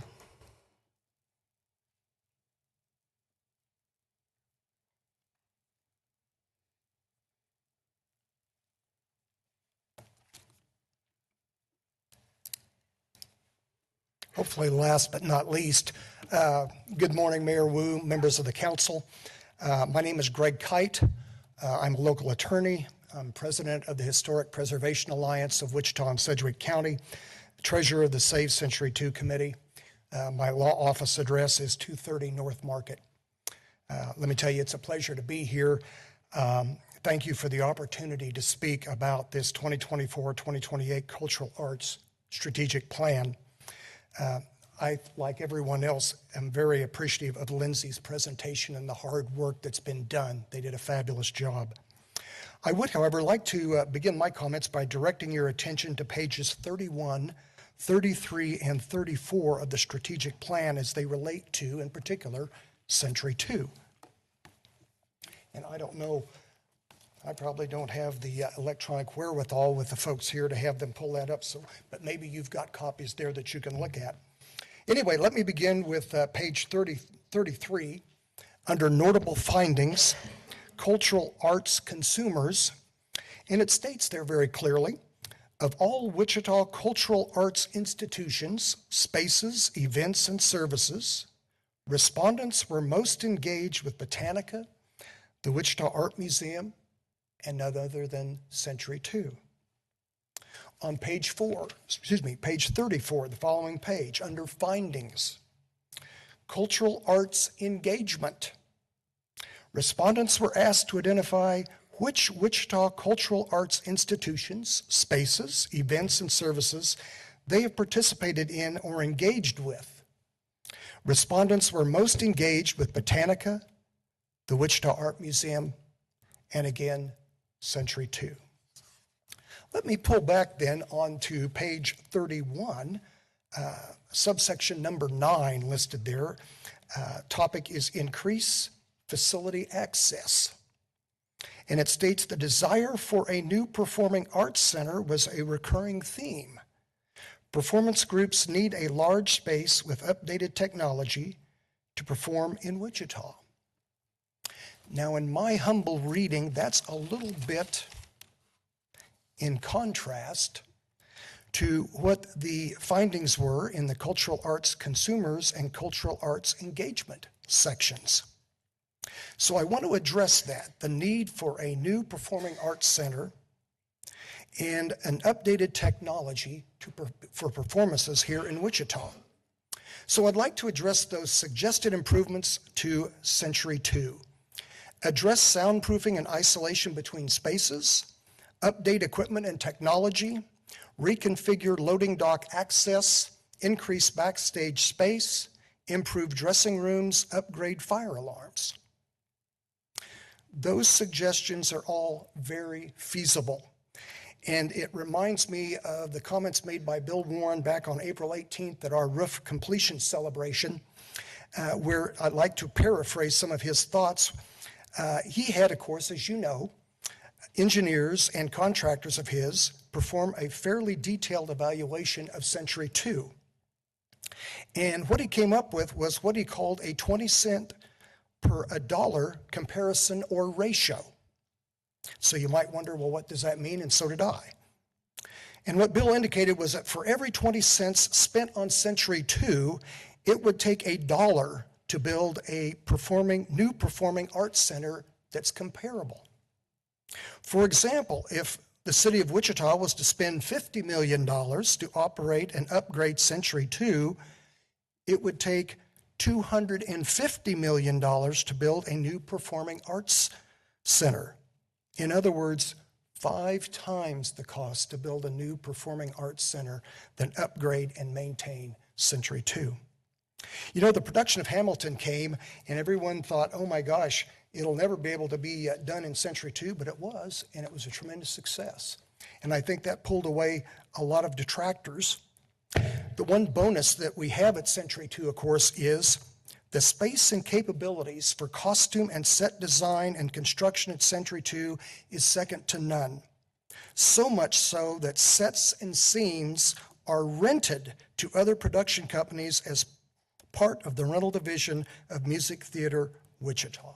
So in conclusion, my humble opinion is that a new performing arts center is not supported by the facts and, more importantly, not by the cost.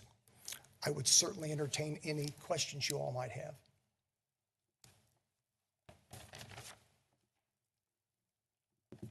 Okay, thank you, Mayor.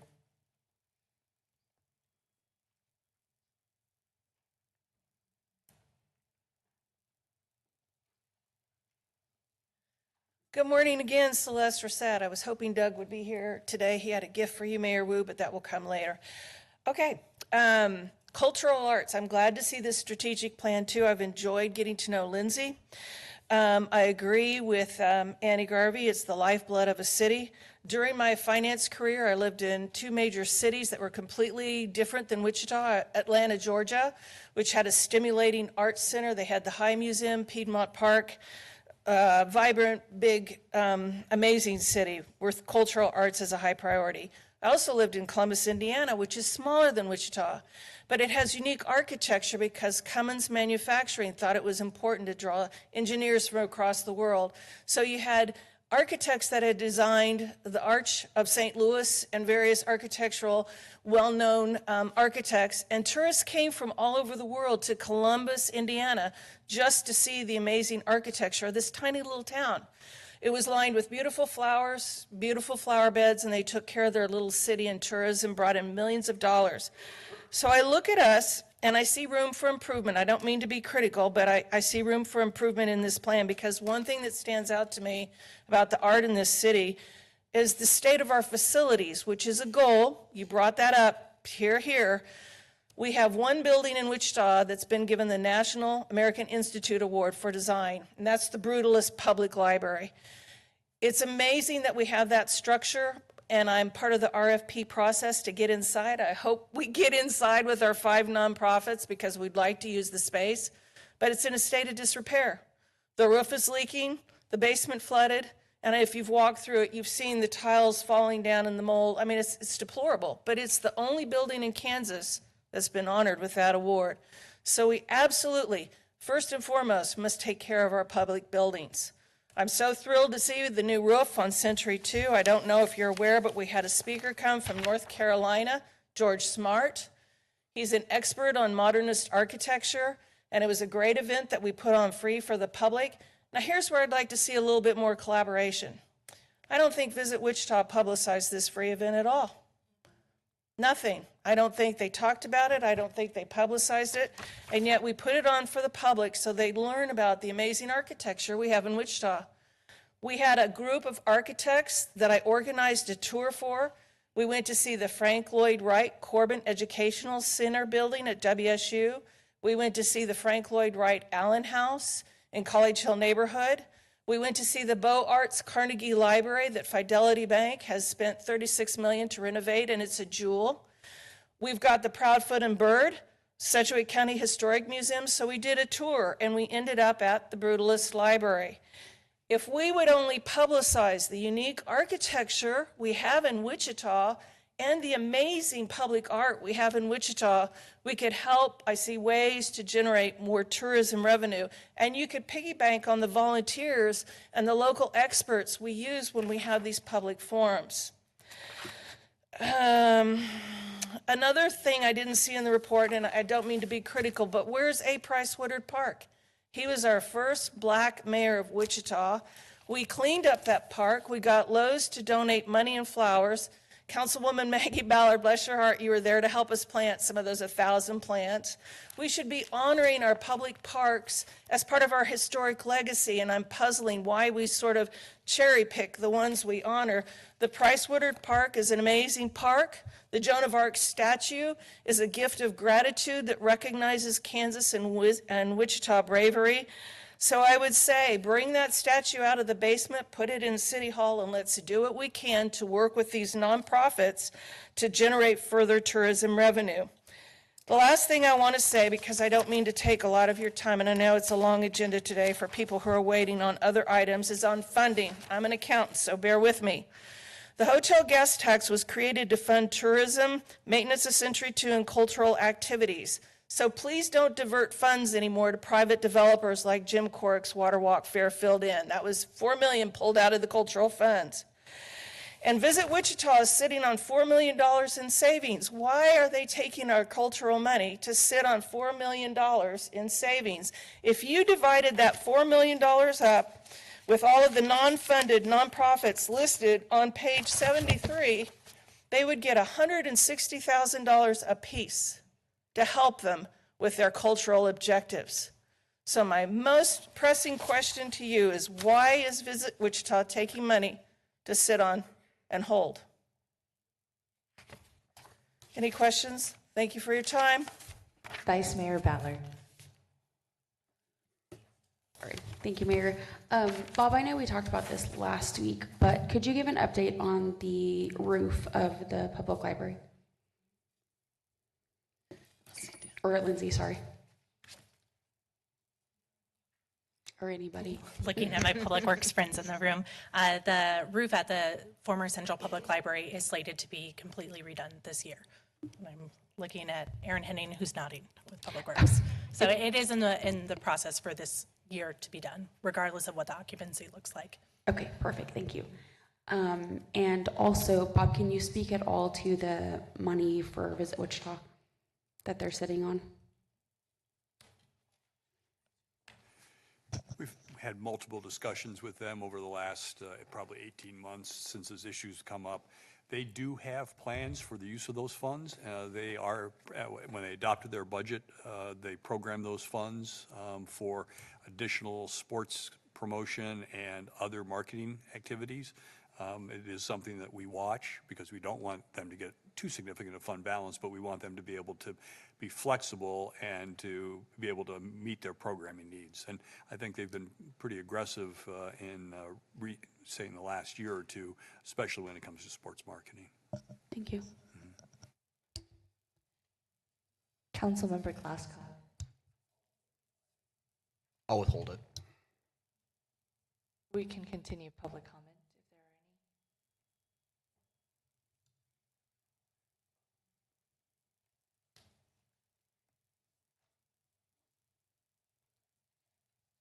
Good morning, Mayor. Good morning, Council. Twyla Purity. I live in Polo Club, District 1. And Lindsay, what a great plan. I honor your work and time and effort that went into that. And I kind of owe you an apology because I'm coming to this late. But in the future, I want to be more involved early on, right? I just retired in October, so now I have time, all right?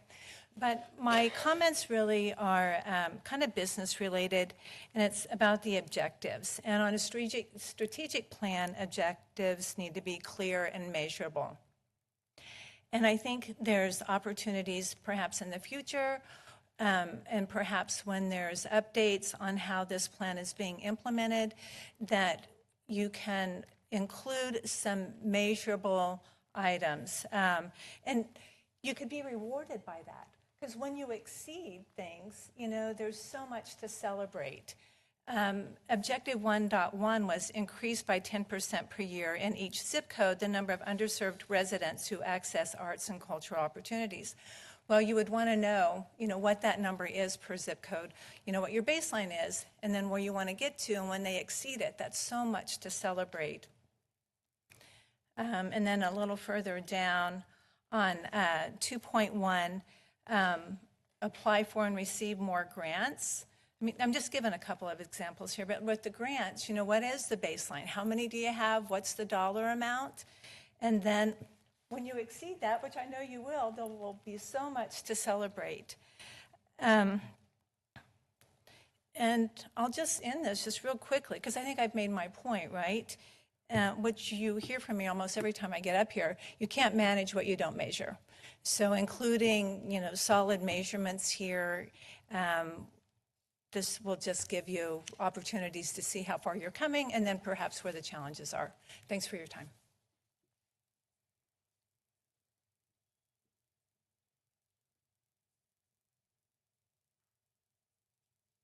I see no further public comments, so we will close public comment at this time and bring it back to the bench, beginning with Councilmember Tuttle.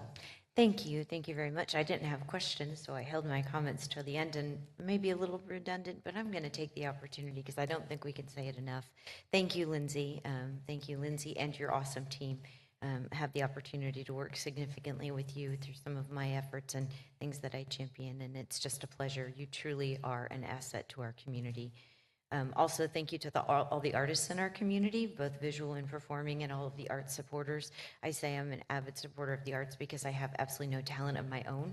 So anyone who will share their talent with me, I'm deeply grateful. I'm a proud member of the Arts Council Board. I'm also a proud member of the City Arts Board, Advisory Board. So just have an opportunity to engage with lots of folks who are very passionate about this issue as I am. The AEP6, we can't mention it enough, $184 million impact, almost 3,000 jobs, just a real significant part of our community and our culture. And when Randy Cohen from the American for the Arts came and we had our State of the Arts and Arts Means Business, probably one of the best 2 days since I've been on council in the last 5.5 years. I absolutely enjoyed every single minute of it. And I just want to really thank you, Lindsay and team and the whole steering committee for engaging the community in the plan. While the plan can always have tweaks and always get a little better, and I appreciate your comments, and I agree from being a past grant writer, but really this is a great place to start and just an opportunity for us to continue to move the conversation forward. The mission of the City of Wichita is to be an exceptionally well-run city. One of the pillars is to provide conditions for living well, and I believe this plan will help to do that. So with that, I will be incredibly supportive and enthusiastic of not only voting for this plan, but I commit to being part of making sure that it comes to success. Thank you. Councilmember Glasscock. I just want to address one quick item regarding the deferred maintenance concern. I think that was expressed by some of the speakers because that's probably my biggest concern when we talk about a lot of issues up here as well. I do feel comfortable under Goal 3, Objective 3.1, where it says, addressing short-term and long-term maintenance needs at cultural art facilities throughout an annual plan. And then in addition, develop best practices for major system repairs and capital improvements that benefit all aspects of cultural institution facilities. And so I think as long as we lean on maintaining our current facilities and building upon what we have, and then as Councilman Johnson said, maybe looking at future ways to expand as well. But I am comfortable with Goal 3, Objective 3.1 that fulfills the request for capitalization. Councilmember Johnston. Thank you, Mayor. Twyla, I agree with you.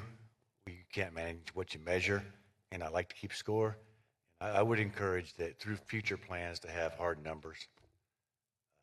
I like 10% is great, but what do you start from? Where do you want to go? So I would encourage that so we can actually measure the outcomes. So thank you very much for your hard work, and I will fully support it. Thank you.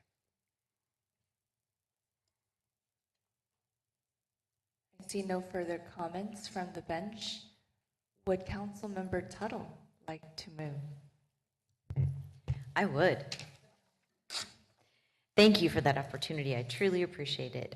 I would enthusiastically move that the City Council approve the 2024 through 2028 cultural plan. Second. Motion and a second. Any further discussion? I see none. Madam Clerk, please open the roll. Motion passes 7-0.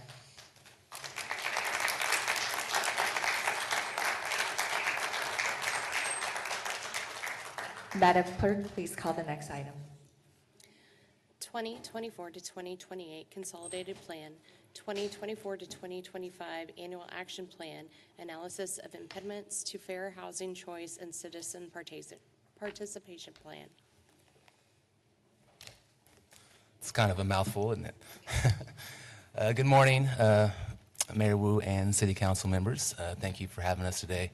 My name is Ryan Tyree. I am a management analyst with the Housing and Community Services Department for the city. And I'm joined today by Logan Bradshaw, who is our Assistant Department Director, and Erica Fambro and LaShondra Wells, who are with WFN Consulting. And we're here to talk about the four plans that are on your screen right now. These 4 plans are an integral part of our Community Development Division, and we do receive these funds from HUD. These funds are used to create strong, sustainable, inclusive communities and affordable housing. And before we got too deep in the weeds here, kind of wanted to give a quick rundown of the 2 programs that are the 2 plans that we're going to spend a big bulk of the time this morning discussing. The first being the Consolidated Plan. As the recipients of federal grant funds, the city is required by HUD to submit or to produce a 5-year strategic plan, otherwise known as the Consolidated Plan. This plan is used to identify community development, affordable housing, homeless needs, and priorities of the city within the context of the current market conditions. And like the Consolidated Plan, is a 5-year plan. The annual action plan is just like it says. Every single year, we have to submit what's called the annual action plan to HUD. This plan details projects and activities that are proposed to meet the strategic needs and goals that are identified in the Consolidated Plan. So it has a tie back to the Consolidated Plan. They go hand in hand there. These plans serve as the application for funding for the federal entitlement programs that are listed out here. And I think we say it every time we come, but we do live in a world of acronyms. So for Community Development Block Grant, we'll be referring to that as CDBG. And for Home Investment Partnerships Program, we'll be calling that HOME. And for Emergency Solutions Grant, we'll be referring to that as ESG throughout this presentation. And because the consolidated planning process is a very complex one, it was decided that we would hire a consultant to help kind of lead that process for the preparation and submission. And this was kind of a new thing for our department. It's not uncommon throughout the country for other cities that receive these fundings to hire a consultant. And so back in July of 23, WFN Consulting was chosen to lead the development of the 24 to 28, I should say 28 Consolidated Plan. And they're actually here with us today, and it's good to see them in person today. Usually we're talking to them through Zoom or Teams, so, but they came in yesterday for this meeting, and I'm going to go ahead and ask Erica to come on up, and she'll walk through some more of the presentation. Good morning. Like Brian said, I'm Erica Fambro. I'm with WFN Consulting.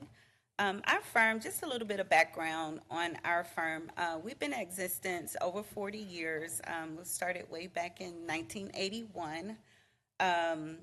And really was put in place to manage the grants that Ryan just spoke about, primarily starting with the CDBG grant. So we've been doing that for over 40 years. I haven't personally been doing that for 40 years. I've been doing it for, this makes my 14th year. And I have LaShondra Wells here with me today. She makes 9 years this year. So we have a lot of experience working nationally with other communities that are larger, communities that are significantly smaller, but the process is still the same. No matter how many people you have, the process remains the same. And we're just excited to learn so much about Wichita and attending all of the DAB meetings, council meetings, It's been really interesting to learn about all of the great and wonderful things that are going on. And we are happy to have assisted you in preparing the plans that we're going to talk about today. So let's move to the next slide. Right now, we're in what we call phase 3. We kind of attack this process in 3 distinct phases. So you'll see phase 1, phase 2, and phase 3. And we're going to get into more detail about those. So I won't go into it too much here on this slide. But we're in phase 3 right now, which is called the public comment period. All right. So phase 1, during that time, what we do is get a lot of community feedback, community input on what the needs are in the community. And throughout that process, started back in July of 2023 when we were hired, and then all the way through November of 2024. No, this is November of 2023. I'm sorry. So we engaged all of the DABs during that time. We conducted community needs survey. I believe Wichita got nearly 400 surveys completed, which was really phenomenal input. We met with the Continuum of Care Administration and member meetings. We held general and public stakeholder meetings. Those were both virtual and in person, and we got a lot of good feedback from the community. Lots of nonprofit providers were at those meetings, and then we had a good bit of the general population that showed up to provide feedback on what the needs are in the city. We visited with residents at the neighborhood resource centers, so we did some just drop-ins at those facilities to talk to people as they're kind of going about their day. We consulted one-on-one with at-large stakeholders, so met with for-profit and nonprofit developers as it relates to housing. And then we also presented at the council workshop back in October. I know some of you were not on council at that time, but we did make a presentation kind of giving some preliminary survey results and things like that back in October. One of the things that we heard during this process, pretty loud and clear, almost every single person that we talked to stated that homelessness was a big issue in Wichita. I cannot underscore the importance of that enough. It was kind of unanimous with that. And then second to homelessness, which they kind of go hand in hand, was affordable housing. So, you know, they kind of work in concert together. So that's what you'll see in the plan that we put forth, kind of a good focus on those sorts of projects and activities that can address those. So much on transportation. You have a really good transit department, and to my understanding, they're working on addressing some of those issues. So this plan doesn't really focus as much on that transportation component. Okay, so then in phase 2, we gathered all of that data that we got in phase 1, and then we came back to our respective offices and really got into the weeds of things. So we're looking at the quantitative data. So that would be CHAZ data, that's American Community Survey. So all of this is based on census data. So we look at those things, see how they're lining up with what we're hearing in the community. And a lot of that stuff lines up pretty perfectly. So we looked at some qualitative data. So the consultation feedback, the needs assessment, the survey results. And from that, we pulled those things together to identify some priorities, and we'll talk about those in a few slides. And then prepare those first drafts of the documents, which is what's available right now, what we are seeking comment on today. Okay, so right now where we are is phase 3. We're in public comment period. So HUD requires us to do at least 30 days public comment period, and we are doing that.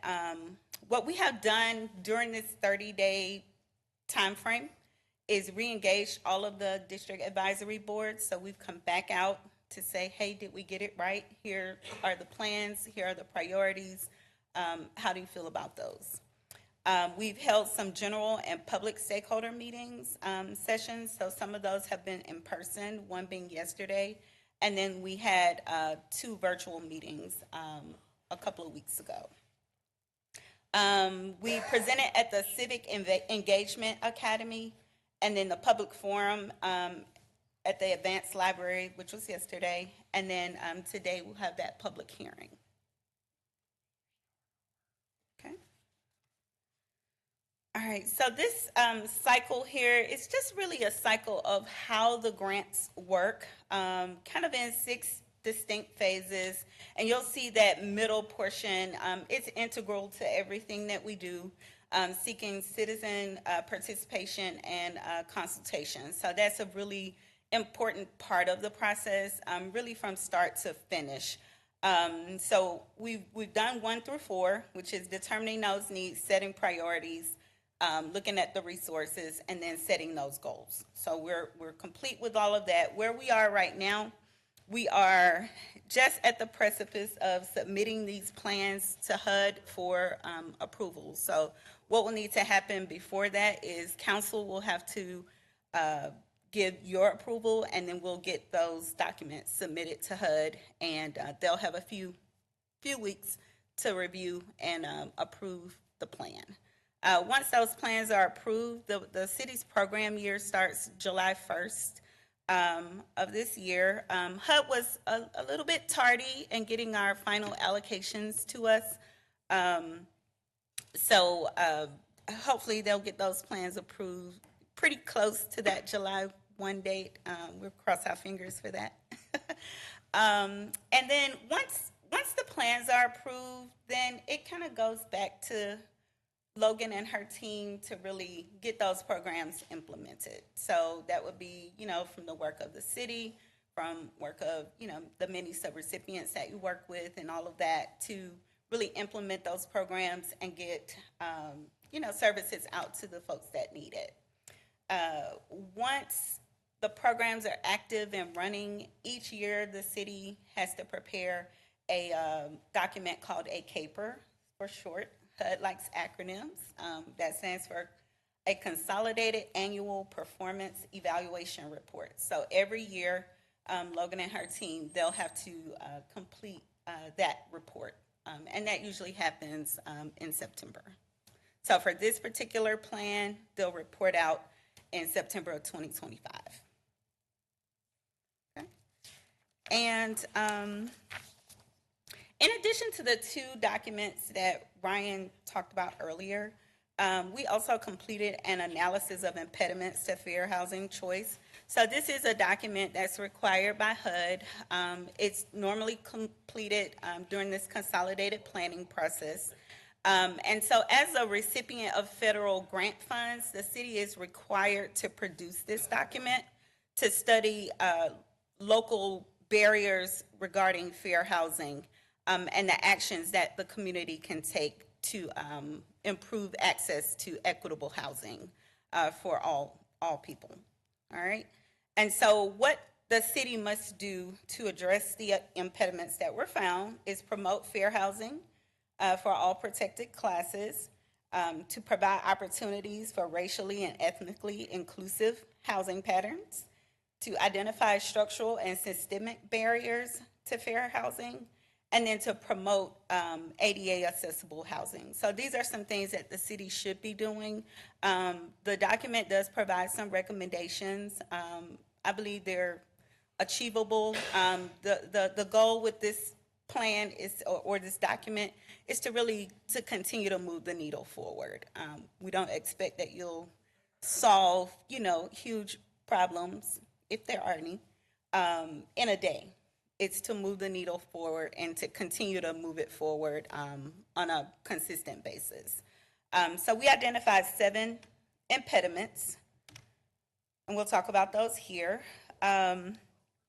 So discrimination in the rental market based on source of income. And so when we talk about source of income, that's thinking about things like folks that may receive Social Security or using the vouchers and things like that. So maybe some landlords are not wanting to rent to people because of how they earn their money. And so we give some recommendations on some things the city can do, some things the city could support to help to make that a little bit more fair for people in the community. The expense of tenant screening reports for low-income renters. Housing affordability and cost burden, that one's a pretty big issue here in Wichita, but honestly, it's a big issue nationally. And so when we look at the numbers, about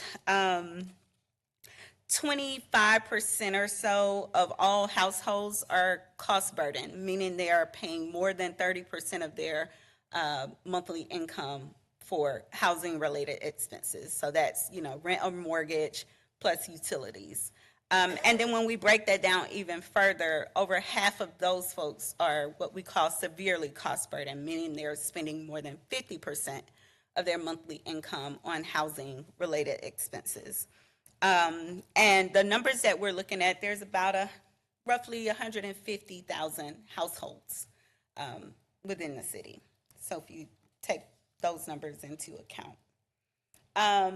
We're also looking at deficiency on fair housing education. So, we can always do more to educate the public about what their rights are under the fair housing law. But more importantly, we can do a little bit more about educating landlords and property owners about what their responsibilities are to those tenants. So that's something that the city can support. That's something that Logan and her team could use, CDBG grant funds to support those types of efforts going forward.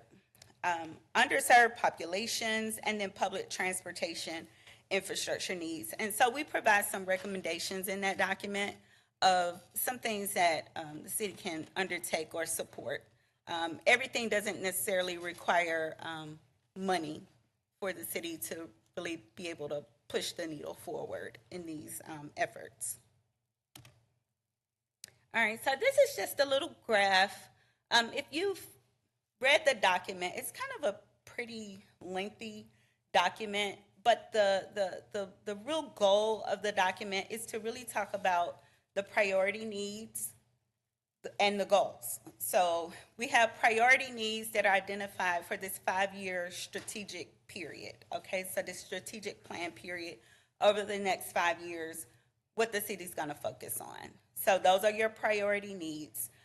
From there, we develop some 5-year goals that we wanna look at. And then the action plan, like Ryan said earlier, it's what the city plans to do annually with the funding. How are you going to use those funds on an annual basis? So we'll develop those annual goals. So let's say, for example, your 5-year goal may be to produce this number of houses. You'll say in year 1, we're going to take 5 of those. So that's how that works. And then we have the annual action plan projects. So these are the actual activities that the city will undertake during the program year, and we'll talk about those in a future slide, kind of get into the weeds of that.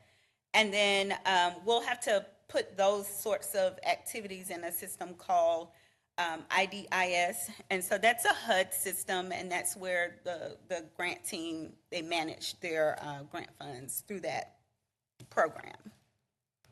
Okay. So for 2024 through 2028, the consolidated plan priority needs, we identified 6 priority needs here. Access to affordable housing, obviously, that was identified as a pretty big need. Homelessness reduction, access to public services, non-housing community development. When you think about non-housing community development, we can talk about, like streets and roads and things like that. So I'll get into that in just a couple of slides. Affirmatively furthering fair housing, and then planning and administration. All right, so under access to affordable housing, Some of the goals that we'll tackle over the next 5 years would be home repair for homeowners, home ownership assistance, so that would be like your down payment assistance programs, financial assistance for affordable rental housing, so this would be like subsidies to assist folks who may be homeless or facing homelessness with rent payments and rent subsidies and things like that. And then affordable housing development. So this would be building or rehabbing housing that would be available for low-income buyers or renters. Access to public services. So this would be any of those kind of community-based services, so services for youth, domestic violence services, substance abuse, those sorts of activities fall under this particular category here. And like I said, we'll get more into the details on the actual projects that have been identified for this year. Homelessness reduction, so supportive services for the homeless. So we're looking at how can we, what additional services do folks who are facing homelessness need, and then financial assistance for affordable rental housing, again, under this homelessness category. So this would be really geared towards getting people back into permanent housing, because that's the goal of, you know, all of the programs. We either want to get you back into permanent housing or prevent you from losing housing in the first place. Okay. Non-housing community development. So this will be things like infrastructure improvements. So if you're working on sidewalks or roads, things like that. Blight reduction, public facility acquisitions, and then human and public services. So you'll get to see what projects the city is going to undertake in a couple of slides. And then, like I talked about earlier, affirmatively furthering fair housing. You can use some of the grant funds to address some of those recommendations that were identified in the analysis of impediments. And then planning and administration. So that's essentially supporting the salaries of the staff that administer these programs. Okay, so I will now kick it back to Ryan to talk about the citizen participation plan. Thanks, Erica. You may have noticed in your agenda report, one of the other plans that was present in there is the citizen participation plan. And the CPP is just like it sounds. This is our plan for involving residents in this process, in the programming of HUD-funded community planning and development funded activities. This is how we're going to aim to get the public involved. And that's a really key part of this whole process, is getting the feedback and getting our community involved and making sure they have a voice in how these funds are used. We just made, like I said, some basic updates, and those should be in your agenda report and on the screen here. We removed the City 7 reference and replaced it with Wichita.gov. It was kind of throwback there. We provided clarification on when a substantial amendment is needed. These are to change the use of funds for CDBG, home, or ESG. So if more than 20% of the funds are changed, that's when that substantial amendment would kick in, and we would have to go through that process. We updated the name of the City Communications Department. We updated the address of Housing and Community Services. And then lastly, we refined the Grants Review Committee section. And this was done to include the continuum of care. They're co-reviewers of all ESG proposals, so we wanted to get them added in there in the CPP. And then also we added the Affordable Housing Review Board, since they are the entity that reviews all HUD funding proposals and applications for the affordable housing development. We needed to get them in there as well. And so we're going to switch gears here to the first year annual action plan. And we wanted to, as we've already kind of mentioned earlier, we just received our allocations from HUD late last week. And so the agenda report that you all received for this item, those funding allocations came out after you received this agenda report. So Logan and I are going to kind of talk through those changes with you all through these slides here in a few moments. But all the recommendations in this presentation are in accordance with the guidance outlined in the financial considerations section of the agenda report. And on the screen, you'll see the changes that we were notified about when we got our allocations late last week. CDBG is pretty much almost spot on. There is a slight decrease, 0.2% less that we're going to be receiving in CDBG. So you'll see that new total is $2,972,891 there. Next for home, and this one hurt quite a bit. We got notified that there was going to be a cut in home, and that came in at 18% less. So that was a big chunk of money there. So that new total is $1,404,113. And the spot of good news is that ESG funding did get a slight bump up.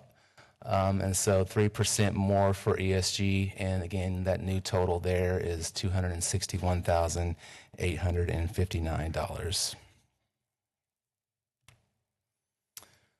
So I'm going to start by going over CDBG, the activities, the funding amounts that we're proposing for CDBG in this next upcoming program year. CDBG, just like our Keeper of the Plains, is turning 50. This year, so two birthdays to celebrate. But you'll see on the screen that new amount there that I just mentioned. And again, Logan and I are going to kind of go through the details here once we get to the appropriate slides. But that decrease there came from the administration. We had to decrease that down to the allowable 20% that we're able to spend on admin. And then the remainder of that decrease came from the demolition and clearance funding, which again I'll get into here in just a second. Kind of before we get all into the funding sources or the funding allocations for CDBG, just kind of want to talk through the process of what you would have to do to become a CDBG eligible activity or program. In order to become that, you must the program or activity must meet one of three national objectives. It must benefit low to moderate income, prevent slums or blights, or address an urgent community need. Not less than 70% of spending must benefit low to moderate income persons. And public services, which I'll talk about in a lot more detail here in just a few moments. But for public services, City of Wichita, we are very public service heavy. About approximately 40% of our award goes towards public services.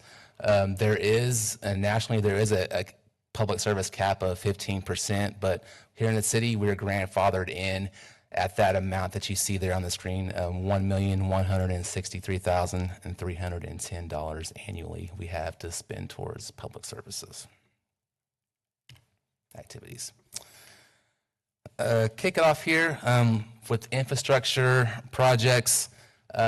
We're looking to allocate prior year resources in just under $320,000 there on the screen. You'll see this is funding that we're going to carry forward into this next consolidated planning period. This funding can be used towards things like infrastructure projects, park improvements, bus shelters, sidewalks, street paving. Currently, we've begun preliminary, I can never say that word, preliminary, work is underway right now for a new bus shelter at 21st and Grove that was outside of the old emergency winter shelter there. And then also Ash Park improvements, we're looking at that as well. So, so those are the infrastructure activities. I mentioned earlier, demolition and clearance. That's one of the areas where we had to have a slight decrease. In the agenda report, I believe it says $50,000, but the total now for that is $44,780. So that's a little over $5,200 decrease there in the amounts that's going to be going towards, that we're proposing go towards demolition and clearance. We have a contract with MABCD for the demolition and clearance of blighted structures.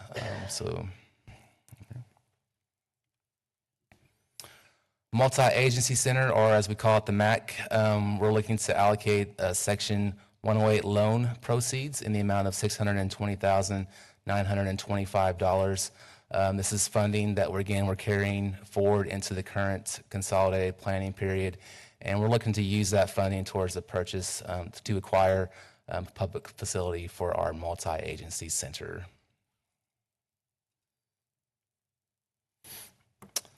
Next up, we have home repair, and we're looking to allocate a little over $1.1 million towards the home repair program. And the home repair program is a very popular program in our department. This is the one where low to moderate income homeowners can seek assistance with home repairs. But you can see how that breaks down below on the screen. A little over $710,000 for the project funds, and then $460,000 for program delivery.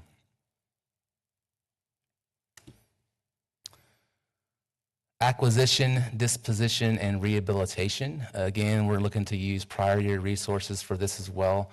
$377,427.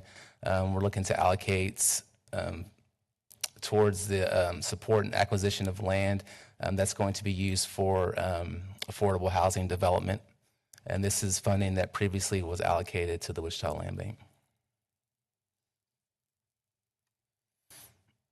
Again, here's another area of CDBG that was impacted by the slight decrease in funding. That's for our admin.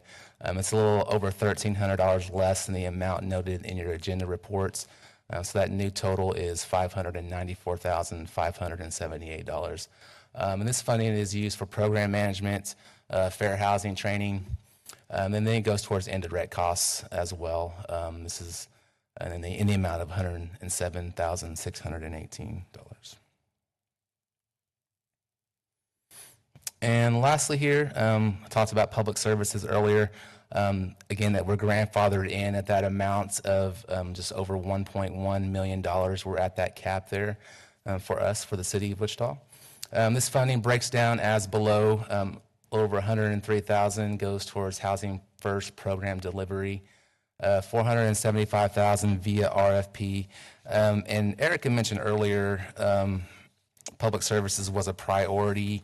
When we went out to the community and got their feedback, it was listed as one of the priority needs. So we're doing something a little different this year with the RFP, which just closed back on, I'm blanking, what date was that? May 3rd. Yeah, the RFP closed back on May 3rd for public services. This was a general RFP that went out.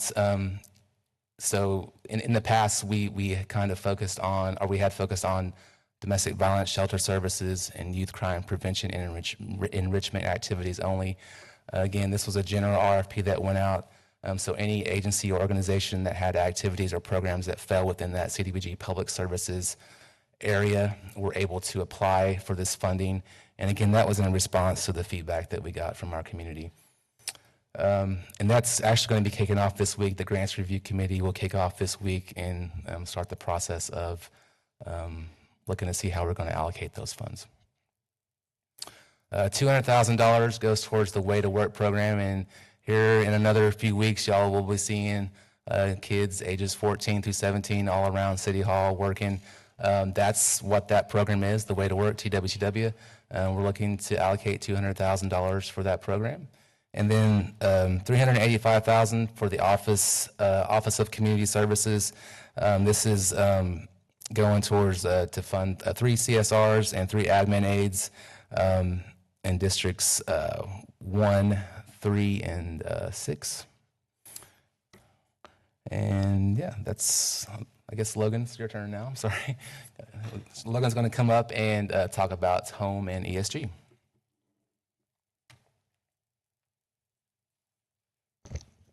Thank you, Mayor Wu and Vice Mayor Ballard and City Council.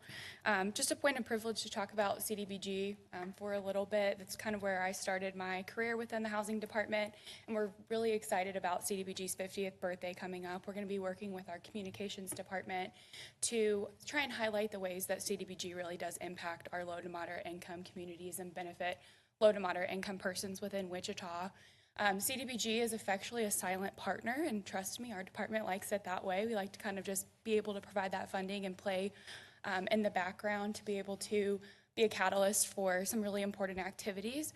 But given that CDBG's birthday, we're going to be working through that communications campaign in coordination with our communications department, so we're excited about that.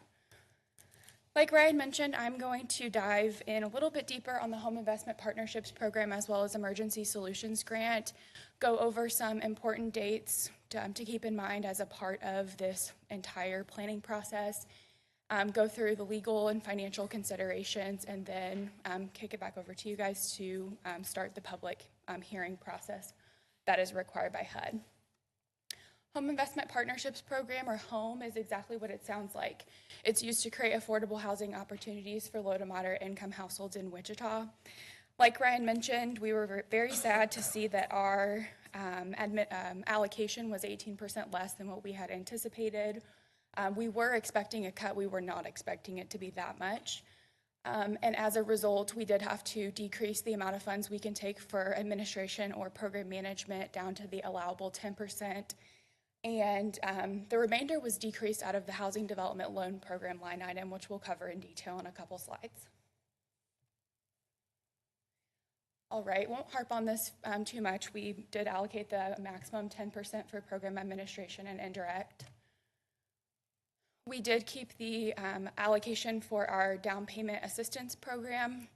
We are going to be rebranding that program. We're going to drop the 80 and just call it our Home Ownership Down Payment Assistance Program. We set aside $500,000 that can be provided to income eligible first-time home buyers. The other program that's on this slide is something that we're really excited about and is a new thing for the city of Wichita and for our department. We are going to be administering hopefully a tenant-based rental or a TBRA program. We're going to start out with $150,000 within that pot, and those funds will be used to stand up, like I mentioned, a new program that can provide security deposit assistance to our homeless persons that are receiving rental assistance throughout our department. We heard in the consultations, and we really know this in administering homeless assistance programs, homeless persons have a hard time coming up with that security deposit, as well as paying for sometimes multiple tenant screening fees. Unfortunately, because tenant screening fees don't necessarily yield a tenancy or an outcome, we can't use home funds to be able to pay for those, but we can utilize these funds to pay for security deposits. And so we're proposing to seed a TBRA program to that end in the upcoming program year. All right, our Housing Development Loan Program, or HDLP, this was where really we saw the majority of the funds that we had to reduce because our funding allocation was lower than what we anticipated. We had to take about $280,000 out of this line item as compared to what you see in your agenda report. HDLP is a program that we operate within our real property section that can be used to provide subsidy for nonprofit or for-profit housing developers to either build new affordable housing or rehab existing affordable housing for the purpose of creating new home buyers or rental opportunities. We are required by HUD to make sure that at least 15% of our home grant each year is spent towards what we call Community Housing Development Organizations, or CHODOs, and so we will manage that CHODO set-aside requirement within the HDLP program. The other point that we'd like to make on this slide is that HDLP applications undergo a preliminary staff review, but then they're taken to the Affordable Housing Review Board before ultimately coming to this body for formal consideration and allocation of the funds.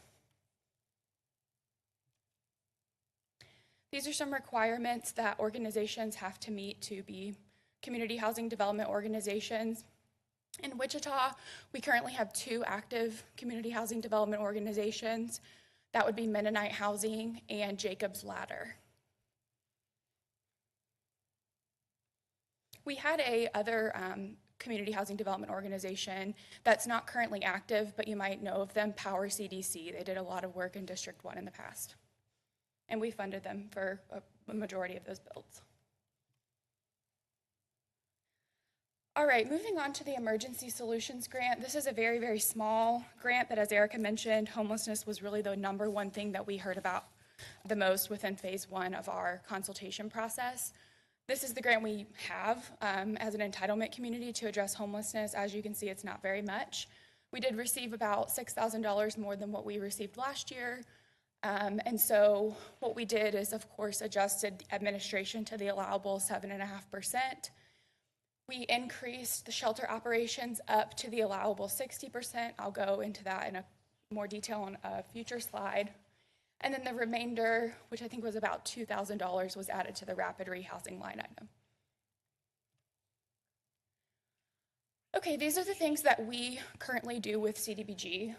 Shelter operations, as I mentioned, we are capped by HUD. So if we were to operate street outreach programming, the sum of your street outreach programming and your shelter operations cannot exceed 60% of your grant. We don't do street outreach, so for us, we have up to 60% that can be used for shelter operations. We also do homeless prevention, which is exactly what it sounds like, and we operate a rapid rehousing program, which provides extremely short-term rent and utility assistance, no more than 2.5 months, to get literally homeless persons into housing. Okay, these are going to be the aspects of the Emergency Solutions Grant that we take out for a request for proposals process. I'll start at the bottom, as this is one that we've already opened and closed the RFP process for, homeless prevention funds. I'll talk a little bit more about the RFP in a future slide, but know that we made $50,000 available for homeless prevention. The other item on this slide, we are proposing this year that we specifically set shelter operations dollars in the amount of that 60% of the grant, specifically aside for winter shelter operations. We know that that's a gap in our community, and so we recognize that, and we'll be making the 60% available specifically for winter shelter operations. And again, that did increase as a result of our funding increase for ESG. Rapid rehousing, allocating just over $35,000, again, a little bit higher than what you see in your agenda report, and program administration and indirect in the amount of 7.5% of the grant. Okay, so some important dates and next steps. As Erica mentioned, we are required to have at least 30 days for our public comment period. We were over that. We usually try and exceed the HUD benchmarks when we're able to. Today, we're going to be having the public hearing, which is giving the public an opportunity to weigh in on our plan, also federal regulation that we create that opportunity. After the public hearing, you will formally consider the plan for, hopefully, adoption, and then we will then submit the plan to HUD no later than July 6th. We have 60 days from the date we receive our allocation to get the plan into HUD, so we'll submit that no later than the deadline. The last 2 bullets on this slide are with respect to the Grants Review Committee process. So Ryan mentioned, and when we were talking about the Citizen Participation Plan, the Grants Review Committee is the body that reviews aspects of CDBG and ESG that go out for a formal RFP process. And so we are going to start that process tomorrow with our Grants Review Committee, and that will continue through the end of the month. And then we are tentatively hoping to bring those recommendations from the Grants Review Committee to Council on June 18th. Given some technological challenges that we've been having recently, that might get pushed to the first meeting in July, but tentatively our plan is June 18th at this time. Giving you just a little bit more information about that RFP process and the Grants Review Committee, because it is going to be coming up here very soon. We opened that RFP on April 12th and ran it through May 3rd. There is an extreme demand for ESG and CDBG services through this RFP, so we did limit the time to try and make sure that the people who really wanted to apply were applying within that 3-week approximate period. We, like I mentioned, the Grants Review Committee reviews CDBG and ESG proposals. There is what's called a Continuum of Care Coordinating Committee, or CCCT, that also co-reviews the emergency solutions grant applications, and then actually that CCCT brings a funding recommendation to the GRC. The GRC can choose to, rubber stamp the CCCT recommendation, or we've had it in the past where the GRC recommends something different, and we'll make sure that you're aware of what the recommendations are when we bring them to you, hopefully towards the end of June. And again, we kick off that process this week. We made the $50,000 available for ESG prevention and $475,000 available for CDBG public services. The important thing to note here is government entities and nonprofit organizations can apply for these funds. And so we did receive applications from both government entities and nonprofit organizations. What I will say is, and I kind of prefaced this already, the demand for these funds far exceeds the supply of funds that we have. So just keep that in mind. We designed this process to try and promote an efficient process, and in turn, hopefully easing administrative burden for our staff. We did prescribe this year, this is something new, a $50,000 minimum contract award. And this current cycle will actually inform 2 program years worth, so we will not reconvene this process until 2 more years from around this time. That will produce 1-year contracts with 1-year renewal options based on 2 things: funding availability and performance. And then the next cycle within our 5-year period, we're hoping for that process to inform the final 3 program years. So we're really only doing this process twice within a 5-year period. That will yield 1-year contracts with a 1+1 renewal option. And then I would be remiss not to mention the RFP for winter shelter operations. We do anticipate making that RFP available this summer, and that 60% of the ESG grant award amount, just over $157,000. We will have that process again inform a 2 program year cycle, 1-year contract with a 1-year renewal option based on performance and funding availability. And then it's our intention at this very moment in time that for years 3 through 5 of the con plan process, making that 60% of ESG available to support low barrier 24/7 shelter operations at the multi-agency center.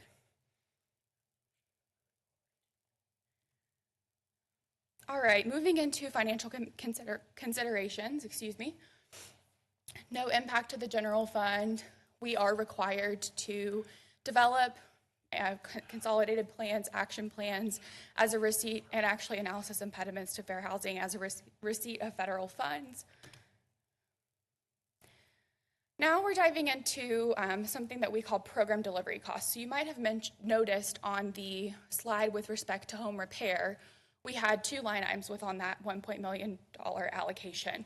The first being project funds, the second being program delivery or activity delivery expenses. And so this HUD CPD Notice 2023-07 provides guidance for allocation of costs between your administration costs and then activity delivery costs. So for CDBG, we are capped at 20% of the grant award can be used for what we call administrative costs. So that's the work that really myself, program managers, our Director Stang, do to support Ryan as well, Ryan Tyree, our management analyst, kind of more higher level administration, planning, oversight, things like that. That's capped at 20%. However, we are able to utilize portions of our CDBG award for things called activity delivery expenses that really can be used to pay for staff salaries, benefits, overhead for staff who are directly administering the programs. Think about these people as people who are touching direct files. They're doing direct file reviews, income certifications. They're going out into the field. They're possibly preparing a required environmental review. And so this allows us to pay for additional staff to support these programs so that we can ensure that we are meeting all federal compliance.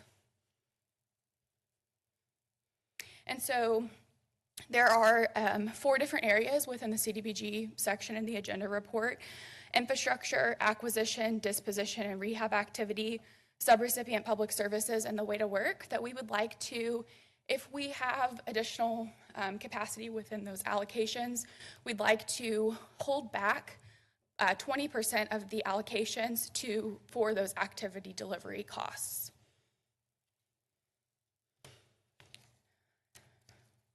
So 24 CFR 92.206 outlines basically the same thing for the Home Investment Partnerships Program. And so we would like to hold back 10% of the home allocations that you see within the agenda report to be made available for those eligible project delivery expenses.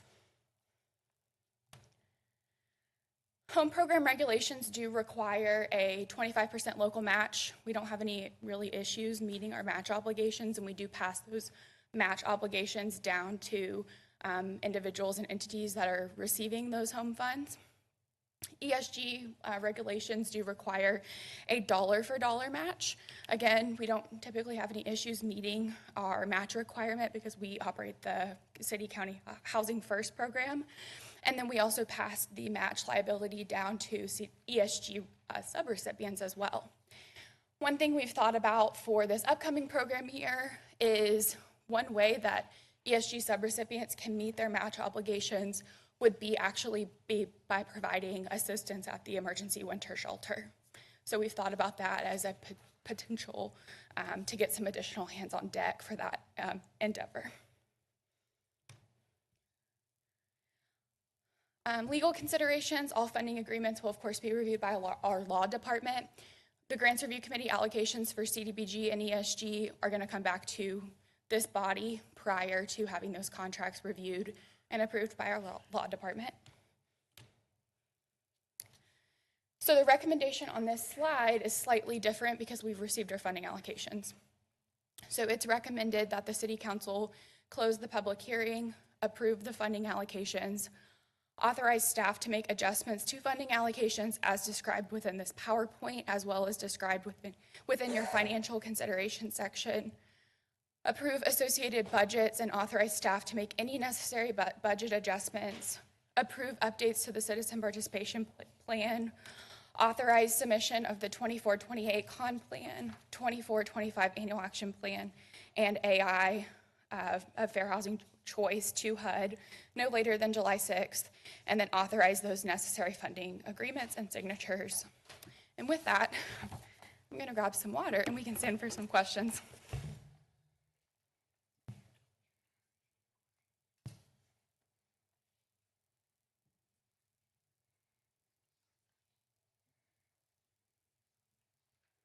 Thank you very much, Logan and the team. We will now open it up for some questions from the bench, starting with Councilmember Hoheisel. Thank you, Mayor. And just for future notice, I will not be making that recommendation. Somebody with a little more air in their lungs, I think, should do that. Thank you guys all for the presentation. Thank you for your hard work on this. I have a few questions here. So first off, do we know why the home funding was less than anticipated? It's directly related to congressional appropriations. Okay. So the total pot of home funding went down, and so our allocation as an entitlement community also decreased. Okay, thank you. Can we go back to slide 42? We'll just start back there and move our way up here. And we have program staff here that can answer specific questions as well. Okay. Also, with the home funding, are we in danger of losing any positions that might be funded by that? Not at this time. Okay. Okay, on this one, they talk about some of the barriers, the discrimination in a rental market based on source of income. Is that something you've come across in other areas too? Absolutely. I know there's some talk of, there is some talk of source of income discrimination, an ordinance that does away with that. Can you talk about maybe what you've seen in regards to source of income discrimination in other areas and how that's been combated in other communities? Yeah, other communities have put ordinances in place to prevent against that. And I can provide you with some additional detail on how the City of Wichita may want to undertake, or examples of other communities that have those laws in place. And it really starts from there, and then getting into the work of educating landlords and things like that about why this is not a good thing to do. Yeah, I'd love to see some of that, and just part of the conversation. Sure. Also, you talked about fair housing education for landlords and whatnot. Is enforcement of the codes that we do have and ordinances that we do have, is that eligible? It is. So we could use some of this funding to help enforce some of the codes out, the code violations out there. Okay, I appreciate that. That's interesting. Slide 57, please. Okay, yeah, we talk about here about the land bank, and I think we're all familiar with some of the obstacles and barriers that our land bank hasn't really been moving as much as we would hope. And there's some fixes over at county that we hope to have at some point. But if that doesn't happen, what happens to this funding that we have for the land bank that may not be used? Sure. So we are proposing to actually pull those prior year resources as a resource into our 5-year consolidated plan. So essentially moving those funds from as a resource that we have in our current plan and bringing them in as a resource into our 5-year plan. We are not being prescriptive that those funds have to be utilized for these specific activities by the land bank. So department staff can continue to, acquire properties, spend CDBG dollars to hold on to properties, which that could, those could be mowing costs, to remove illegal dumping on those properties, things like that. Potentially utilize those funds to rehab if we were to come into and put into possession of a property that had a structure on it that might just need a little TLC. We could do rehab or repair on that property before then making it available. If we were to sell those properties afterwards, any proceeds we'd make would actually be CDBG program income that then we could use for other future projects. And so I wouldn't be concerned that we're taking them away from the land bank, because we can still do all of the same activities. We can also use the land bank as a vehicle to do those things if the sustainability of the land bank is something that we're going to do.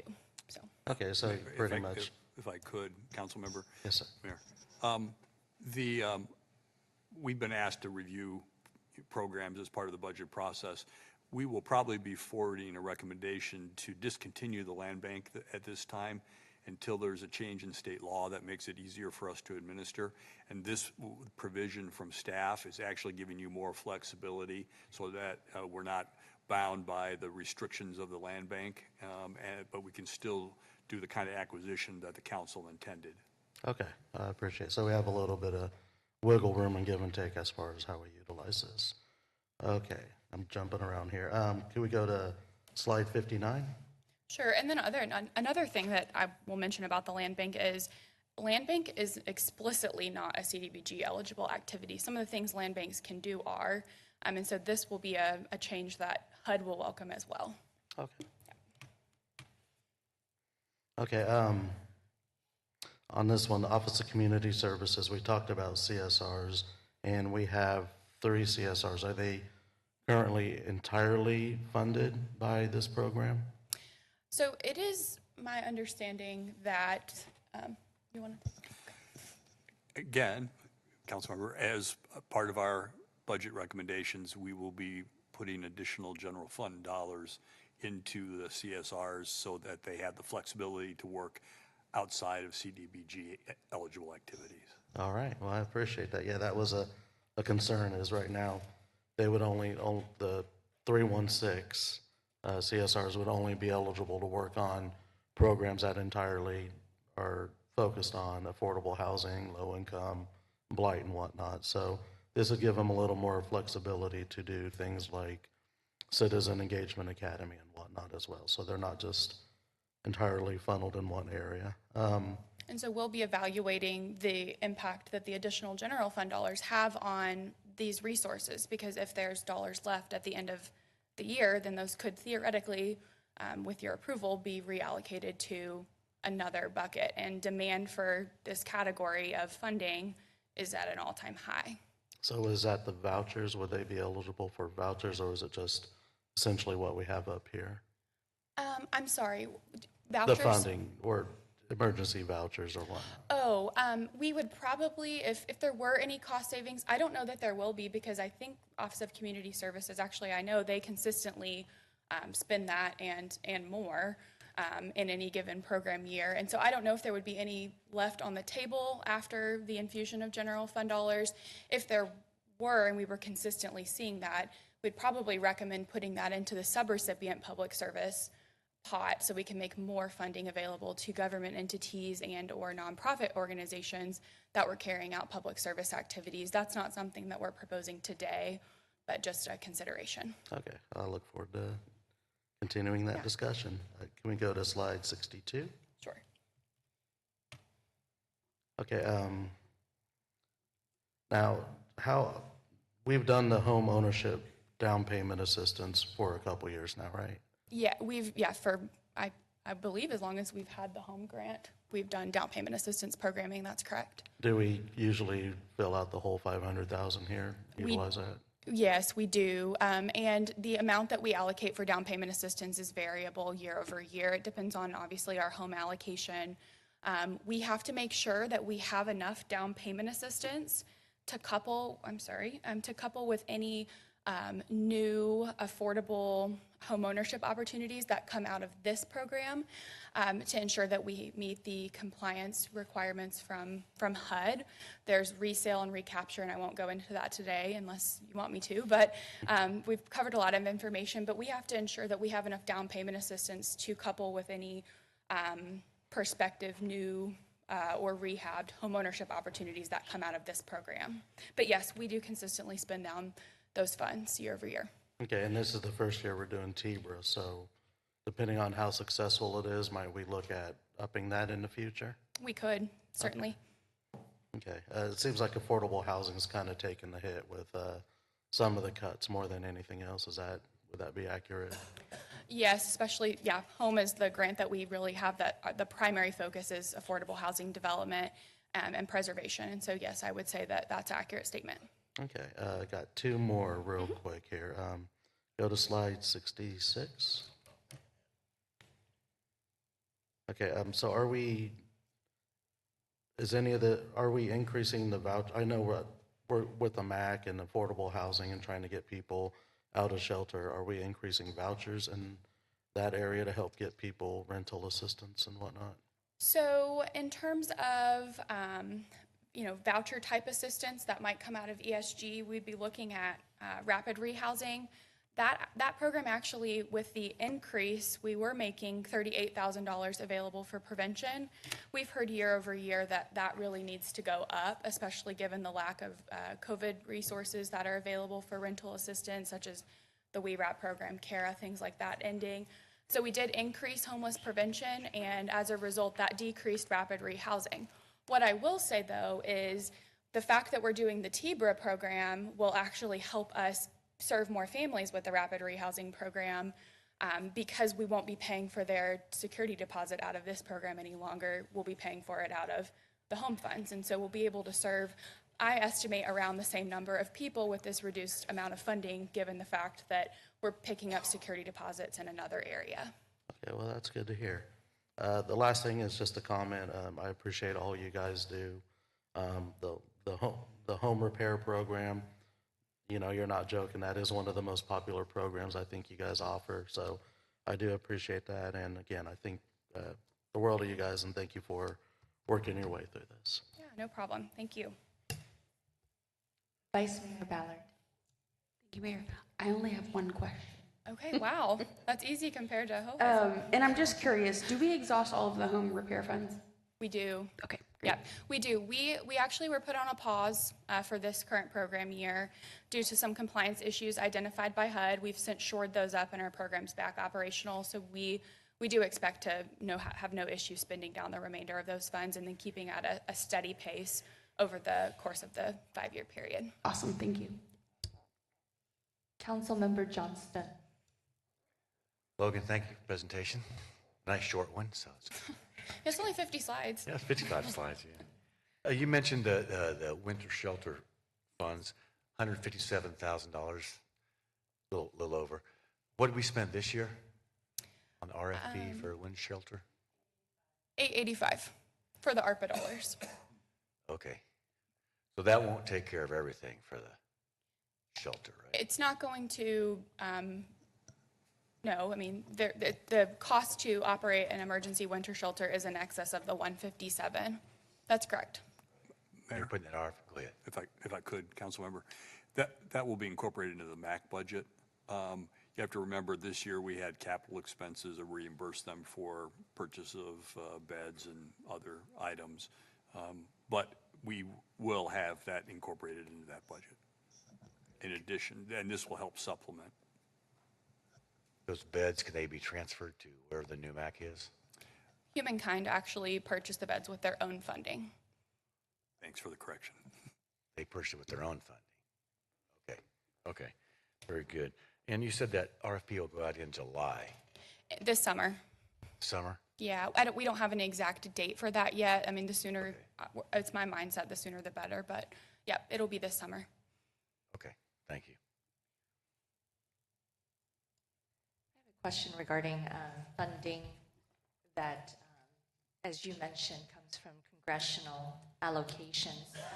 Can we have an idea of how much some of our peer cities have gotten? I think this would be maybe a question for our consultant.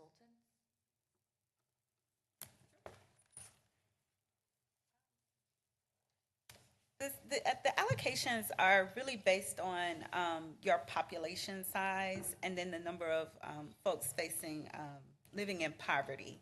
So for a city that has similar amount of poverty and population, they would get a similar allocation.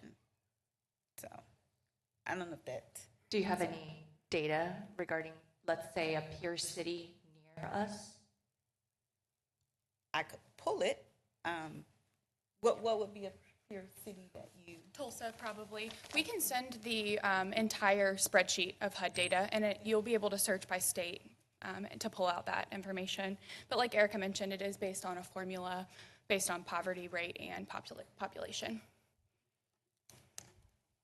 The state of Kansas also receives a direct allocation of funds that they make available to non-entitlement communities as well. So like smaller rural areas that don't have the poverty rate and the population, but that can still have eligible outcomes with these funding sources. If we could follow up with that information. Yeah, of course. I would appreciate that. I see no further questions for staff from the bench at this moment. We will now open it up for public comment.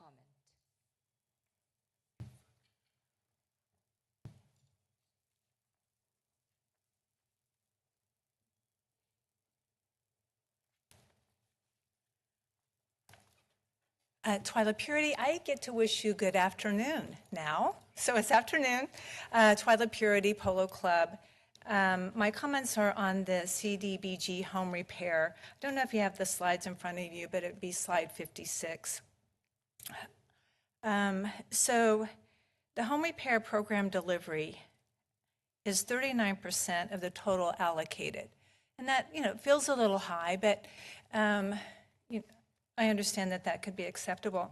However, what I did the math and took it down to per project. So what we learned last night at the DAB presentation, Andrew and Logan, thank you, you helped a lot, is that almost all of the grants are the $5,000 grants, right?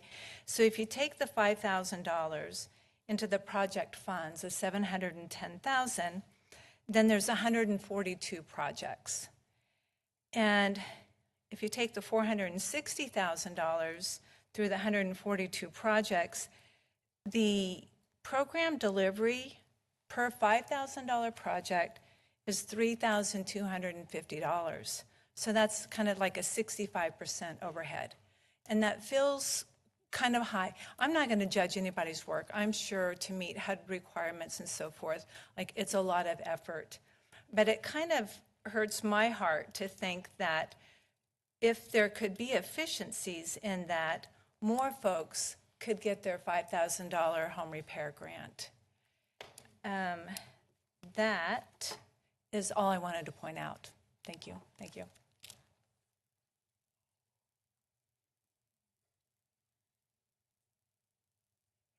I see no further public comments, so we will close public comment at this time and bring it back to the bench.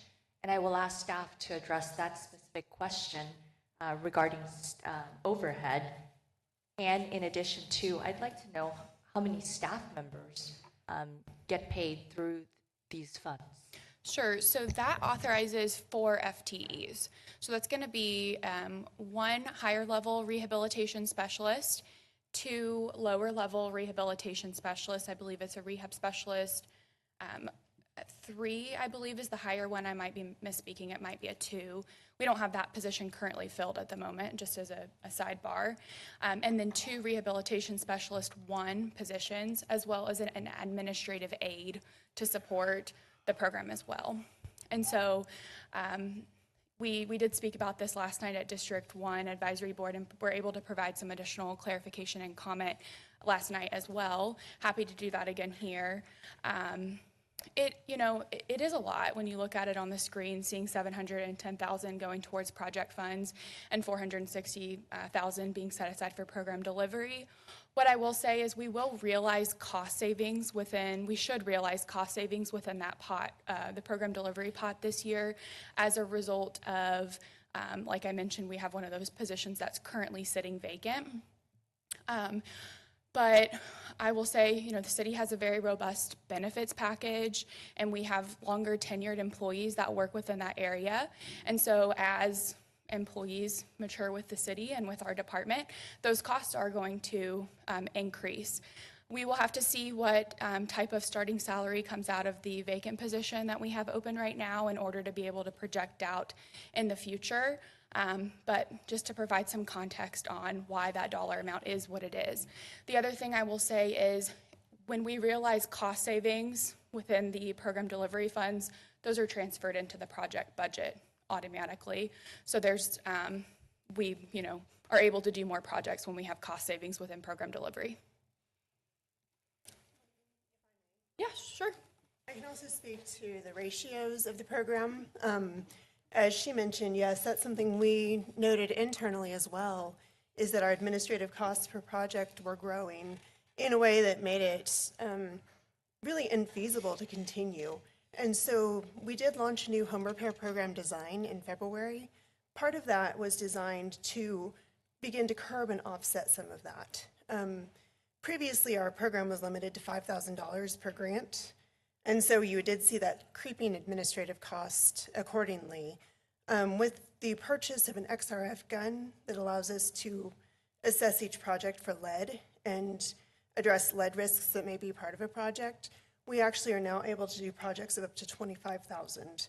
So what you will see in the coming years, we anticipate, is actually fewer projects delivered per budget year, but we hope that there'll be more holistic and comprehensive projects so that that admin time, we're not serving the same customer 2 or 3 times in a 5-year cycle at that admin rate per project, but rather we're putting a little bit more admin into larger projects for the sake of really creating a holistic and stable household by the time that we're done.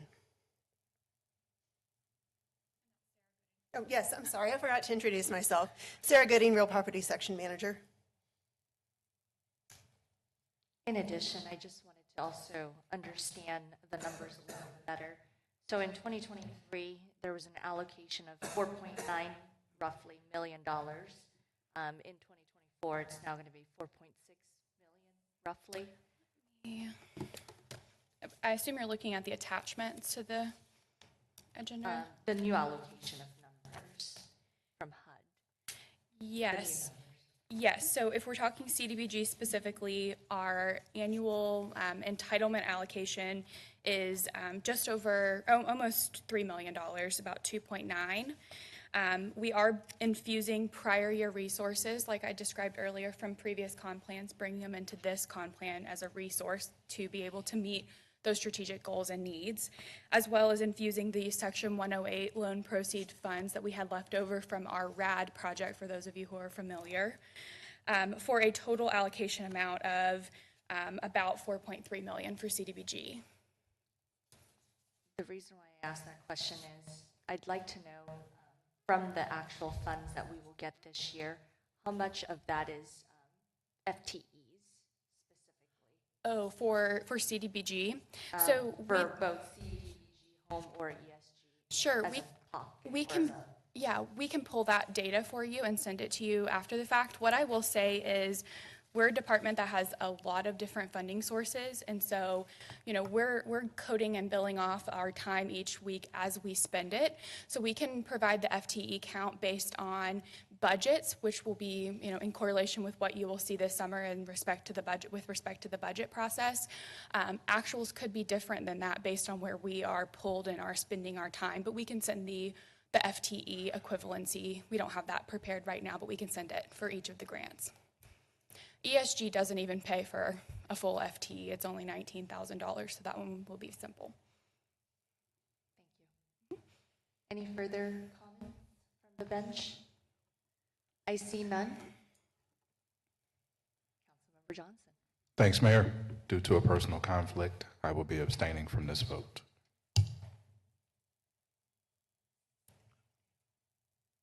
Motion to approve. You don't have to read the whole I move to approve. If I could just clarify that you move to take the recommended action so the minutes are accurate. I move to take the recommended action. Thank you, Jennifer. Second. motion and a second. Any further discussion? I see none. Madam Clerk. Mayor, could you just hold on for a second? The recommended action on the PowerPoint is different than the one in the council report, right? That's correct. So if you could clarify that's your action. I move to motion, take the recommended action from the PowerPoint. Thank you. I've used about enough I would words. just hate to have to go through another public hearing. Motion and a second. Second. Any further discussion? See none. Madam Clerk, please open the roll. Motion passes 6-0 with 1 abstention. May we please take a break, 10 minutes so that we can, 5 minutes, so that we can move just a little bit? Okay, we will reconvene in 5 minutes.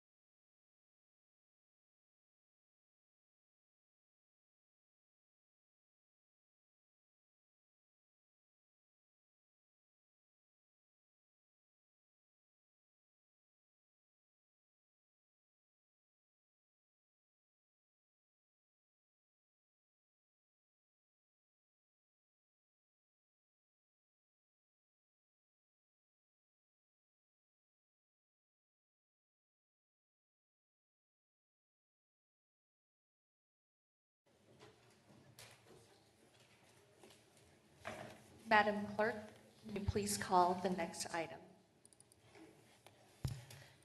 Liquor tax funded inpatient beds for homeless care coordination team referral. Good afternoon, Mayor, members of council. Sally Stang with the Housing and Community Services Department for the record. The item I have for you today is the liquor tax funded inpatient substance abuse treatment beds for the homeless. So back in 1999, policy guidelines were developed for use of the Special Alcohol and Drug Programs Fund, designated for alcohol and substance abuse prevention and treatment. Those guidelines were reviewed and reaffirmed in 2005, and those guidelines adhere to the monitoring processes of the state statute. In August of last year, the Housing and Community Services Department was notified that some of the liquor tax funding remained unallocated. And staff from the courts and the Housing and Community Services Department inquired with multiple organizations, the Homeless Outreach Team, Continuum of Care agencies, and our care coordination teams, to identify if there was need for case management and substance abuse treatment for people experiencing homelessness. And the resounding answer was absolutely yes. Both case management and treatment services were lacking in our community for people experiencing homelessness. On October 27, 2023, we issued an RFP for case management services as well as inpatient beds. And we did receive 2 proposals at that time for case management services, but none for the inpatient beds. On February 6th, the council approved the contract with the Substance Abuse Center of Kansas for those case management services. So we now have a licensed addiction counselor who is working every day with our care coordination teams to do substance abuse assessments and counseling for identified folks. Following the failure of the first RFP related to inpatient beds, a new RFP was issued. That time, we did receive 2 proposals.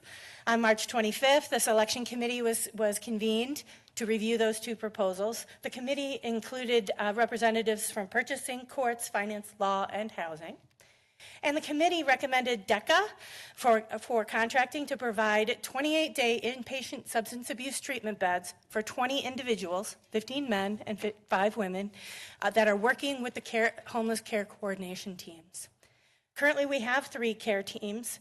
They include a housing caseworker, a social work intern student from WSU or Newman University, peer support specialists, those are folks with lived experience in homelessness, and then we contract for assistance related to workforce development with both Workforce Alliance and Goodwill, and now have our integrated substance abuse case manager. So we have these very well functioning care coordination teams that are doing such wonderful things in our community to connect people to services. The scope of services for the inpatient beds is a 28-day stay for 20 individuals annually to provide an integrated service delivery system with medical oversight and arrangements for primary health, mental health, and psychiatric care, standardized depression and anxiety screening, care coordination with other social service providers and partner treatment agencies, integration of medication-assisted treatment, peer support services, and technology to assist and support recovery post-discharge. The total amount of funding would be $140,140. The term is a 1-year term, renewable for 3 successive 1-year terms by mutual agreement of the parties. And the care coordination teams, with the assistance of the SAC Addictions Counselor, will identify persons in need of and willing to engage in inpatient substance abuse treatment and refer them to DECA for a 28-day inpatient stay.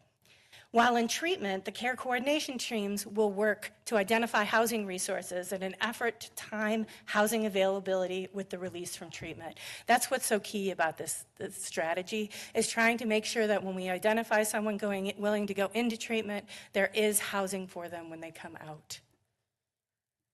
So the law department has approved the contract as to form.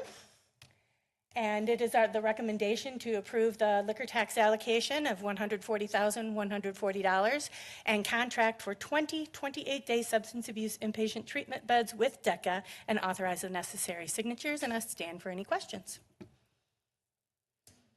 Questions for staff, beginning with Councilmember Hoheisel. Thank you, Mayor. At the end of the 28 days, if maybe there's a need for them to continue to stay there longer, is that an option we can work with?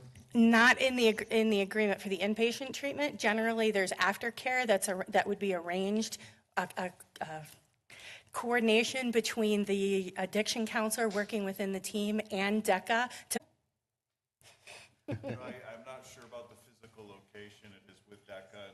Sorry.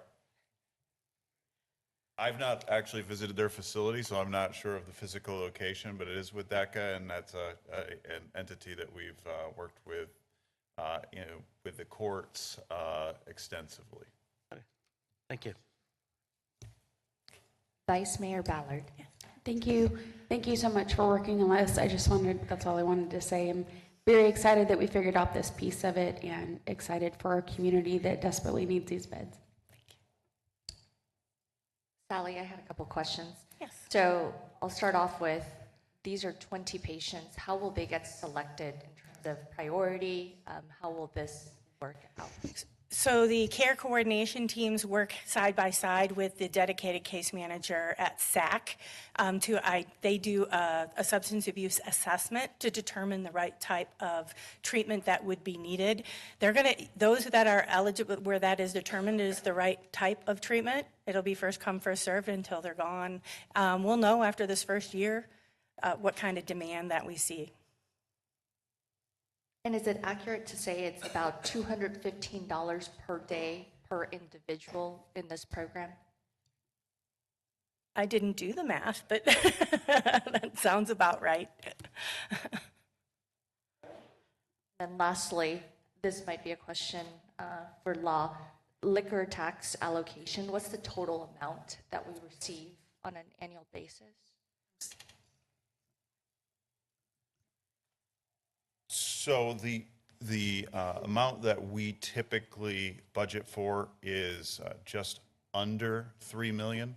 It's in the 2.6 to 2.8 million dollar range. This program has been budgeted into our liquor tax expenditures. I believe we budgeted in about $200,000 for this fiscal year. And then I think it's budgeted in at about $300,000, and this allocation and the case worker fits within those budget parameters. And the rest of the dollars, can you just address that so that community understands how the rest of the 2.6 million gets allocated? Yeah, so there are many allocations from liquor tax. We pay for pieces of drug court. We have grants that are administered by the Liquor Tax Coalition. We have the Day Reporting Center that is a really intensive program that helps our highest risk people be successful.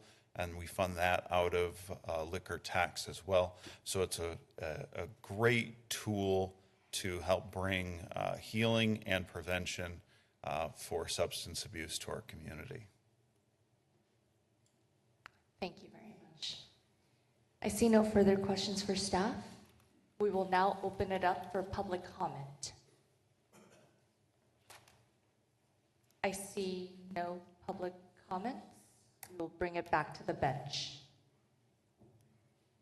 Is there a council member who would like to move? I'll make the motion. Make the motion to recommend the city approve the liquor tax allocation of $140,140 and contract for the 28-day substance abuse case inpatient treatment beds for 20 patients with DCCA Incorporated, approve the necessary budget adjustments and authorize the necessary signatures. Second. Motion and a second. Any further discussion? I see none. Madam Clerk, please open the roll. Motion passes 7-0. Madam Clerk, please call the next item. 2024 Pawnee Prairie Park Facility Improvements.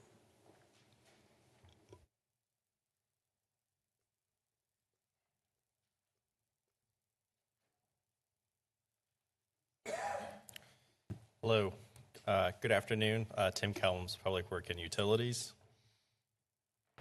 Here to present on 2024 Pawnee Prairie Park facility improvements. this one's kind of been a long time coming, and I'm very excited for the possibilities for this project. And I think once we get through the slides, you will be too. Prairie Park is a gym in District 4, is Wichita Wild Park, contains native prairies, equestrian, hiking, biking, has parking lots, safety and educational signage, open air shelter, drinking fountains, restrooms, and I think one of the newest improvements there was the playground out there. And let me tell you, about this time of the day, it is a hit with families in the area. I'd recommend, if you haven't been out there, it is a really neat playground. It's pretty unique. It's kind of nature-based theme. So there are a lot of benefits and neat amenities that we already have here at the park. You can see here in 2019, that was when we improved some of the trails out there. Again, there is a lot of different use out here between hikers, bikers, and equestrian. That's kind of a very unique thing for this park, having equestrian, people being able to take their horses out here. And we'll get into that just a little bit. A little bit of background. The park's main building, again, this is on the east side, so this is close to Tyler, next to the airport, this side of the park. There are two entrances to the park, so again, this is on the east side. And unfortunately, this building is a little bit away from the community in terms of neighbors, so there's not as many eyes on it, which as a result has kind of led to vandalism at this building. There's been about 15 incidences within the last about 3 years involving police out there. Some of them are fires, some of them are people just breaking in. Right now, it's boarded up and closed, again, to that vandalism and theft from the building. And I think at one point in time before the Great Plains Nature Center was built, some of the staff was also, from that facility there, city staff was also at this facility. So there's a long history of programming at this building, engaged with different uses, including those involved in education and things like that. So there's some variety of options that could be done with this facility once we go through and improve it. One thing to note is that it was used most recently for storage for park and recreation, but all of that has been removed, and most of that, again, is due to the extensive theft and destruction, really, of the property in this building in particular. It has some pretty good bones to it, but it just kind of needs a little bit more of extra love and care to help maintain what we have. And you can see here on the photos here that they are all boarded up, trying to prevent any additional access into the building. So analysis, funding from the adopted 2024-2033 CIP will be used to repair damaged amenities, address maintenance and safety concerns, install a security system there. These security systems for a project about this size is about $50,000. I believe the rest of that will then go into renovating the building, making sure that it is up to codes and can be used for programming either by the city of Wichita or leased out through agreements through different organizations. I know there's been a couple of talks with different organizations. There is some interest, so I think really once we get it improved and see exactly what all needs to be done, we'll have a better idea on who might be the best fit for the space.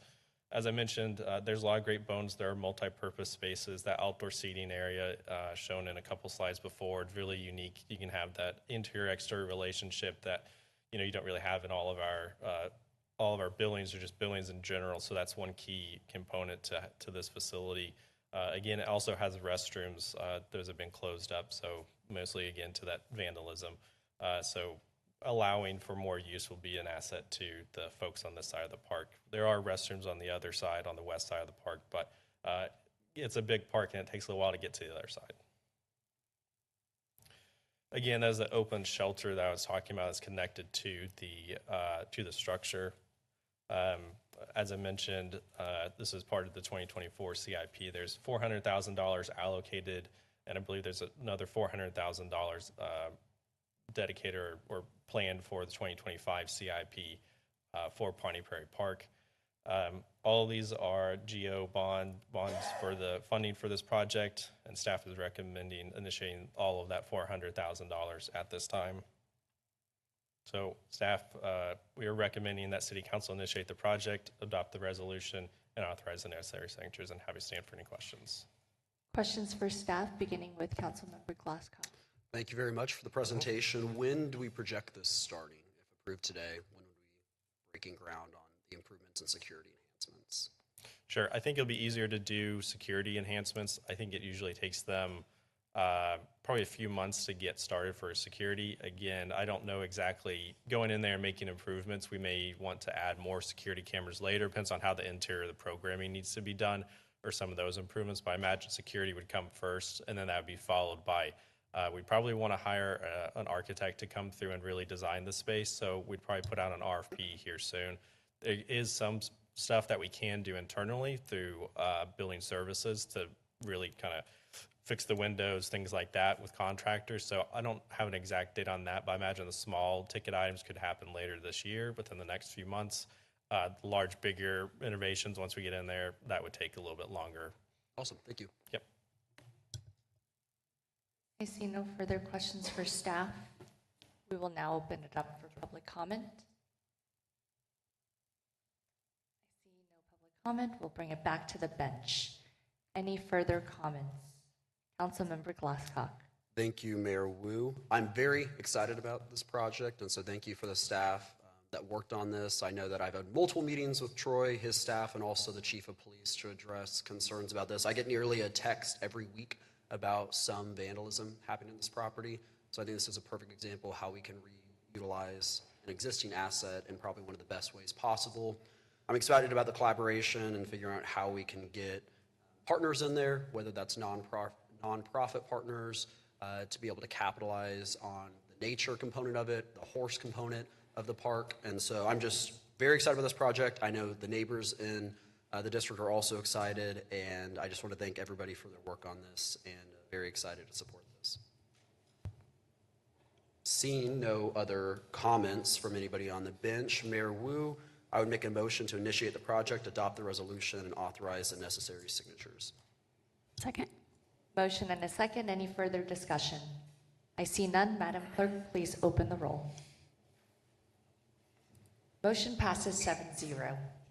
Madam Clerk, please call the next item. Amendments to City Code Chapter 3.15 pertaining to mobile food vendors.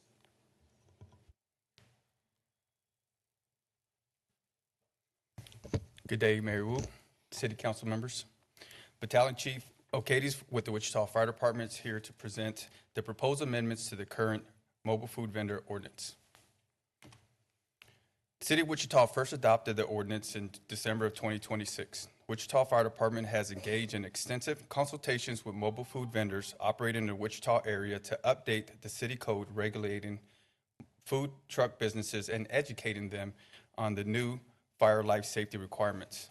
The purpose of these efforts was to modernize the licensing and inspection requirements for mobile food vendors in the Wichita area to better balance businesses, development, and public safety. Wichita Fire has also worked closely with fire marshals in the central Kansas region to develop effective protocols to support a collective authority. The proposed amendments fall into 5 categories: decals for licenses, types of licenses and fees, updated the fire safety requirements, modifications to regulatory enforcement, and authority to join Central Kansas Fire Marshal Mobile Food Coalition. The first proposed amendment is the issuance of decals to help enforce officers clearly identified, licensed, and approved mobile food vendors within our community events. These 2 decals will be displayed on the upper left-hand corner of their vending window, and they will be the size of business cards. The second proposed amendment is to change the licenses and associated costs. The current ordinance provides 3 types of options for licenses: a 1-year, 6-month, and 30-day type of license. Those time periods are determined from the date of license issued, which creates various enforcement difficulties. The new proposed ordinance would limit to 2 options: an annual license permit and a special event.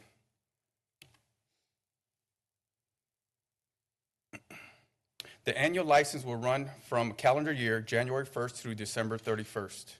Benefits of the annual inspection will be $50 cheaper than the current license. Each license covers the same period time frame, and inspections can occur on a more consistent schedule.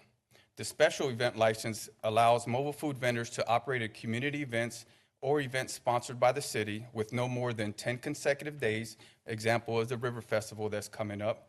3 special events per year and or a total of 15 days, a total of 15 days in the past year.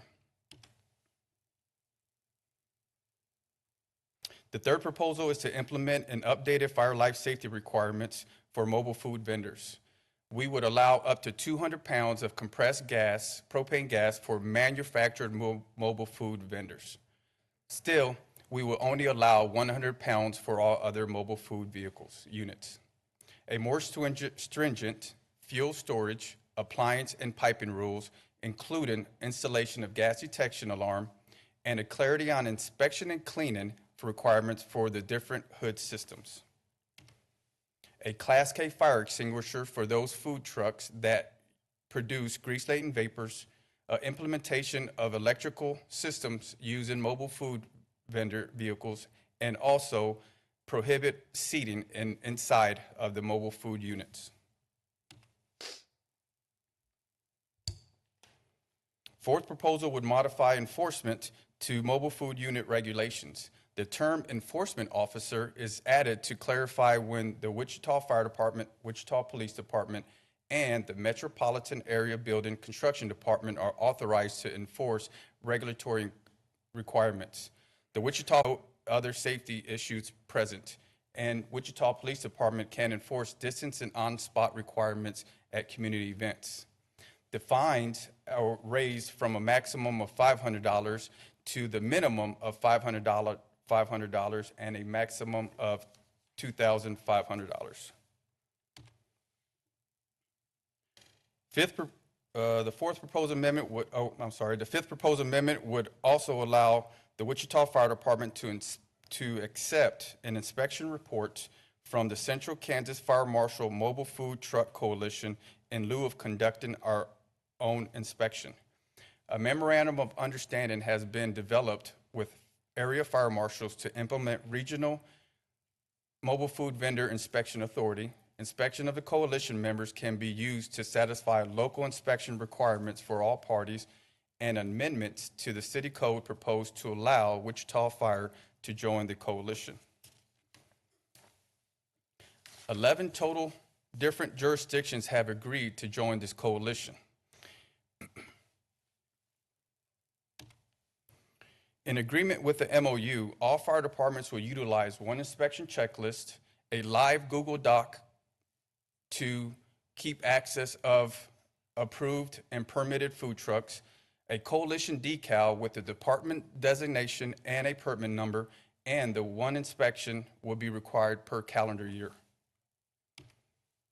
In consultation with mobile food vendors that operate in the Central Kansas region, as well as respective fire marshals in the area, Wichita Fire Department has determined that a regional coalition would benefit the city by minimizing administrative costs, as well as mobile food vendors operators who would not need inspections for every jurisdiction that they operate. This has been a long process, and I would like to thank Nate from legal, Steve from licensing, Captain Ake from fire, and all 11 fire departments that have agreed to join this coalition. I stand for questions. Beginning with Councilmember Hoheisel. Thank you, Mayor. So are the short-term licenses, are those going to get a yearly inspection as well, or do we do that when they apply for the short-term license? No, all food trucks will be required to have a fire inspection, and they would just be issued on the type of license that they prefer, an annual or a special event. Okay. Are the licenses going to look different to distinguish between a yearly and a short-term? So we discussed about that. And I think what we came to the conclusion is that for the yearly inspection, that decal will be issued for them for their vehicles. But if you're doing a special event, probably looking at a permit that they could put on their window just for a temporary basis rather than long-term. Okay, yeah, so that way there's some distinguishment there. There's no safety concerns about the increased amount of compressed gas or liquid propane for the manufactured vehicles? Do you guys think that's? No, normally through best practices and standard for mobile food vehicles that are specifically engineered for this type of business, they are designed specifically for 200 pounds. Okay. And the last thing is just kind of odd, so I have to ask. The seating, is that so that way customers can't come in and sit in the mobile food unit, or is that the chef back there, he can't have a stool or something there to? No, we've had a situation when we've had a double-decker was converted into a food truck, and the seating was on the main entrance of the food truck, and then all the cooking was done up top. So that was not a good option to develop or design a food truck like with a double-decker bus. Okay, if they wanted to do something like that, is there a process that they can go through to appeal that, or is it just a hard no for any seating on mobile food vendors? I'm sure we would prefer that they would consult with the fire department, and also we would consult with the Metropolitan Area Building Construction Department also. Okay, all right, appreciate it, thank you. Councilmember Tuttle. Thank you. Thank you for the presentation. Thank you for all your work on this. And I really like this concept of developing the Central Kansas Fire Marshal Mobile Food Truck Coalition. Anything that we can do to make it easier for entrepreneurs to want to do business in our city and also the region, I'm all for. I looked under section 4 under fee, and I read it several times, so if I'm missing it, I'm sorry. But let's say that I want to start, Tuttle food truck, whatever, and I go to get my license, and now it's going to be the $350 instead of $400. Good on us, cost less. Who does that get paid to then? Is the Central Kansas Fire Marshal Mobile Food Coalition an entity that help me understand that part of it? So the city licensing department will receive the licensing fees and revenue from that standpoint. The coalition itself, from the 11 fire departments that have joined, there is no cost or any type of services other than just our inspections and our decals that we provide to those businesses themselves. Okay, and so when you listed all the cities, Wellington and da-da-da, so if my food truck's in Wellington, I'll write the check to the city of Wellington or whatever it is? Well, from the process, how it works here in the city of Wichita, we would conduct the fire inspection. We would issue the coalition decal saying that it's been inspected through the fire department, and also enter our information on the Google Docs, the live documentation that we have that we created. From that standpoint, each food truck is responsible to make sure that they follow each city's recommendations where they're going to be conducting businesses at, to make sure they still follow those city ordinances and regulations on attending community events. Okay, so that part's not changing at all? No. Okay, thank you very much for the clarification. Makes much more sense. Thank you. Councilmember Glasscock. Mayor, I have two quick questions. Councilman Hoheisel's comment sparked a question of mine regarding the double-decker bus that had seating in it. Is that still in operation? No, that was one of the, I think it was probably back in 2017 when that was one of the first food trucks that came to our attention that wasn't a good idea to issue a license. But no, that is no longer in service, and it's no longer even in the city of Wichita. It was sold. Okay. Are there any of the additional regulations or analysis that would kick somebody out of compliance currently that we're aware of? And if so, are they grandfathered into this process? My example is going to be the double-decker bus, but there might have been others that fit into that category. No, other than the requirements of a Class K fire extinguisher for those the food products that produce grease-laden vapors, that really is not going to be any big cost that's going to affect the food trucks. Those are normally required anyway for brick and mortar type of restaurants when those types of fire suppression systems. And we've spoken with the Mobile Food Truck Coalition, with members and non-members. A couple times we met with them prior to presenting this to city council and going through the process of amending it. And everybody's in agreement with this process. Okay, thank you. And one last question, just for the sake of security as well, what information for the vendors are stored on a Google Doc? What information will be provided to that Google Doc? So basically, it's just going to be the name of the food truck, the owner, the fire department, the inspector, and the permit number. So non-sensitive information? Yeah, there'll be nothing that will be from their application process or anything personal will be kept on those documents. Okay, thank you. Councilmember Tuttle. Thank you. I just have one more question. I'm not sure if I was going to ask, but I feel like I need to. So I see the part in here, the applicant shall also contain a statement that no person whose duties include working on the premises of the mobile food unit is a registered sex offender. Is that new language? Because then if you go to section standards for issuance of license, it looks like that's a potential change under number 5, or has that always been included? I think I will let Mr. Johnson address that. Thank you. Of course. Good to see everybody. That stays the same. We just made a change. I think the 5 you're referring to, capitalizing mobile food unit, so it actually refers to the same kind of definition above, and then insure is included. Yeah. But otherwise, it's the same requirement that we've had otherwise before. I just wanted to It make was sure. just a few linguistic things to make it read better. So but it's always been that if you work on a mobile food truck, you can't be a registered sex offender? That is correct. Okay, thank you. I see no further questions for staff. We will now open it up for public comment. I see no public comment. We will bring it back to the bench. Any further comments from the bench? If not, I will move. I really appreciate that there's a streamlined process now that not just helps Wichita, but it collaborates with 11 jurisdictions, which really is helpful for entrepreneurs, especially those food truck operators. So thank you for the collaborative effort. And so I will move that the city takes the recommended action to place the ordinance amendment on first reading and authorize all the necessary signatures. Second. Motion and a second. Any further discussion? Madam Clerk, please open the roll.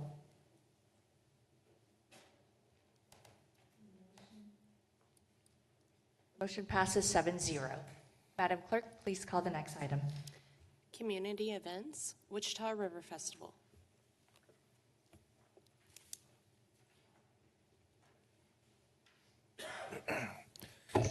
Good afternoon, Mayor, Council. I hope you're all ready for Riverfest. I'm Troy Hauptman, Director of Parks and Recreation. So the item I have for you today is in regards to a community event for 2024, the Wichita River Festival. The community event of 2024 River Festival, this is a festival that started in 1972 through the Wichita Festival Incorporated, or also WFI. And it's a multi-day community celebration from May 31st to June 8th this year in 2024.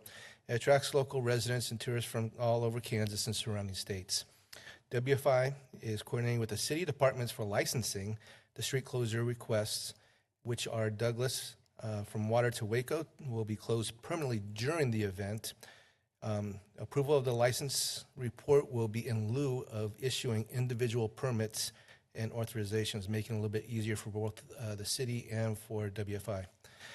The city has entered into a MOU with WFI in February of 2024, and the MOU outlines in-kind services, permits, licenses, street closures, and WPD security, amongst other items that we provide. I am missing a slide, so I apologize, but the recommended action, it is recommended that the City Council approve the licensing report, street closures, and request for permit for the 2024 River Festival per the MOU between the city and WFI. Available for any questions. I see no questions for staff. We'll now open it up for public comment. I see none from the audience. We'll bring it back to the bench. Is there a motion to approve? I'll move that we take the recommended action and approve the licensing report, street closures, and request for permit for the 2024 Wichita River Festival per the MOU between the city and WFI. And I feel bad for Troy sitting through the whole meeting and 30 seconds worth of work here. Second. Motion and a second. Any further discussion? I see none. Madam Clerk, please open the roll. Motion passes 7-0. Madam Clerk, please call the next item. CUP 2024-5 and ZON 2024-14, Community Unit Plan Amendment to CUP DP-357 to rename the CUP, change parcel boundaries, and modify uses associated with zone change to LI Limited Industrial District, generally located on the north side of West MacArthur Road and on the west side of South Meridian Avenue. Hello. Good afternoon. Can you also remind us that we don't take public comment regarding these items because? Yes, Mayor. There's a city council policy that's been in effect for a number of years, I think going back to the 90s, that the public hearing for planning agenda items occurs at the Planning Commission meeting, and that according to that policy, the city council does not typically receive public comments on zoning items. And this is provided, the policy is provided in writing in the city council agenda materials, just above the non-consent planning items. Well, good afternoon. Scott Wadle from the Planning Department. So for this item, and we'll see if we've got the PowerPoint. Here we go. The applicant is requesting to amend the existing community unit plan that is on the property and to change the base zoning for parcel 5 of the property from GC General Commercial to LI Limited Industrial. This item is being heard today because there have been protests submitted against the application. The applicant has indicated that they are requesting the zoning changes so that a state mental health hospital can be built on the CUP parcel number 5, which is the parcel which would be located in the southwest corner. And also they're requesting the changes to accommodate market demand for potential uses in the future. In terms of the property, the site is generally located to the north and west of the intersection of MacArthur Road and Meridian Avenue. The subject site consists of 8 parcels. It's approximately 77 acres in size. Joan GC General Commercial with a community unit plan. And again, the GC Commercial is the base zoning. The CUP or community unit plan is the zoning that goes over that. In terms of context, property to the north is zoned SF5 single family and is developed with a church, which you can see here on the aerial. Here's the zoning map. Property to the east is zoned MH, Manufactured Housing District, and developed with a manufactured home park, which we can see on the aerial. Property to the south is zoned Plan Unit Development, so it's custom zoning, and LC Limited Commercial. The PUD zoned property is developed with industrial and manufacturing. The LC zoned property is developed with a single-family home with accessory structures. Property to the west is zoned SF20, single-family residential, and is in unincorporated Sedgwick County and developed with a single-family residence. Property to the southeast of the subject site is zoned to LC and developed with a gas station and convenience store. In terms of the staff report provides additional information about the related One Rise plat for this property, the development standards, the requested permitted land uses, and the screening and landscaping. In terms of review, on April 11th, the Planning Commission held a public hearing for the item and recommended approval. The vote was 9-1-1. Subject to staff, and that was approval recommended subject to staff recommendation. 3 members of the public spoke in opposition to the request with concerns about safety and depreciation of property values. On April 1st, the District Advisory Board considered the zone changes and voted to recommend approval 5-3, subject to the staff recommendation. 5 members of the public spoke in opposition to the request. Therefore, the application requires a supermajority vote in order to be approved, so 6 out of 7 votes. And just a quick note about this one, because the protest area is so unique. The protest area has an irregular shape because the subject site abuts the boundary between the city of Wichita and Sedgwick County. The protest area within the city is 200 feet. It is 1,000 feet in the county, and I'll show you a map that will illustrate the unique nature of the protest area. In terms of the recommendation, the Planning Commission recommendation is that the City Council adopt the findings of the Planning Commission, approve the requested CUP amendment and the zone change request, authorize the necessary signatures, and instruct the City Clerk to publish the ordinance and resolution after approval on the first reading. Again, this would require 6 of 7 votes. Alternatives include the following. You can override the Planning Commission, adopt alternative findings, and approve the requested zone change and CUP amendments with alternative provisions. That would require 5 of 7, actually that would require 6 of 7 votes because you would be overriding the protest. You can also override the Planning Commission, adopt alternative findings, and deny the CUP amendment and zone change. That would require 5 of 7 votes. Or, as always, you can return the case to the Planning Commission for additional consideration.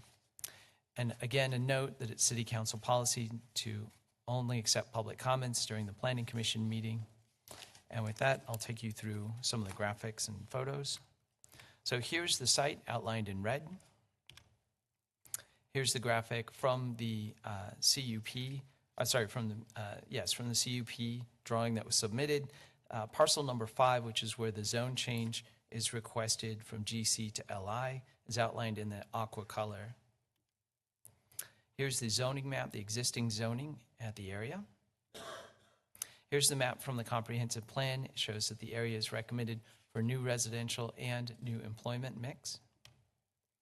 Here's the protest map, again with the irregular shape due to the convergence of the city and unincorporated county. Again, just over 20% of the protest area land is represented by protests that were submitted by the property owners. Here's the CUP drawing for the old one. This is the original CUP drawing. This is the requested changes. Again, it would bring it into alignment with the plat that was recently approved. Here are photos from the site and the surrounding area.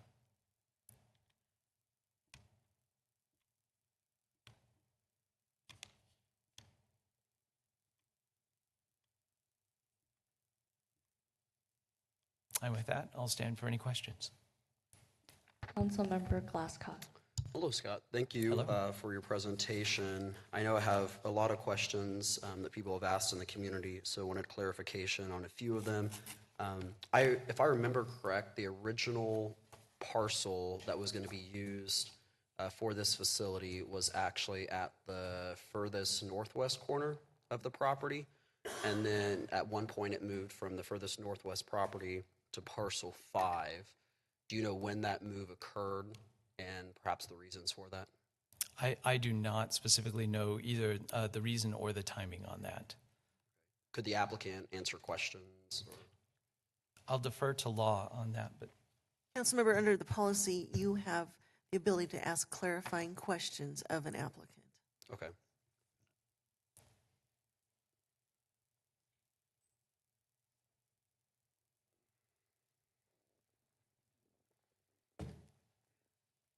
Good afternoon, Mayor and Council. Tanya Cole, I'm the Assistant County Manager for Sedgwick County.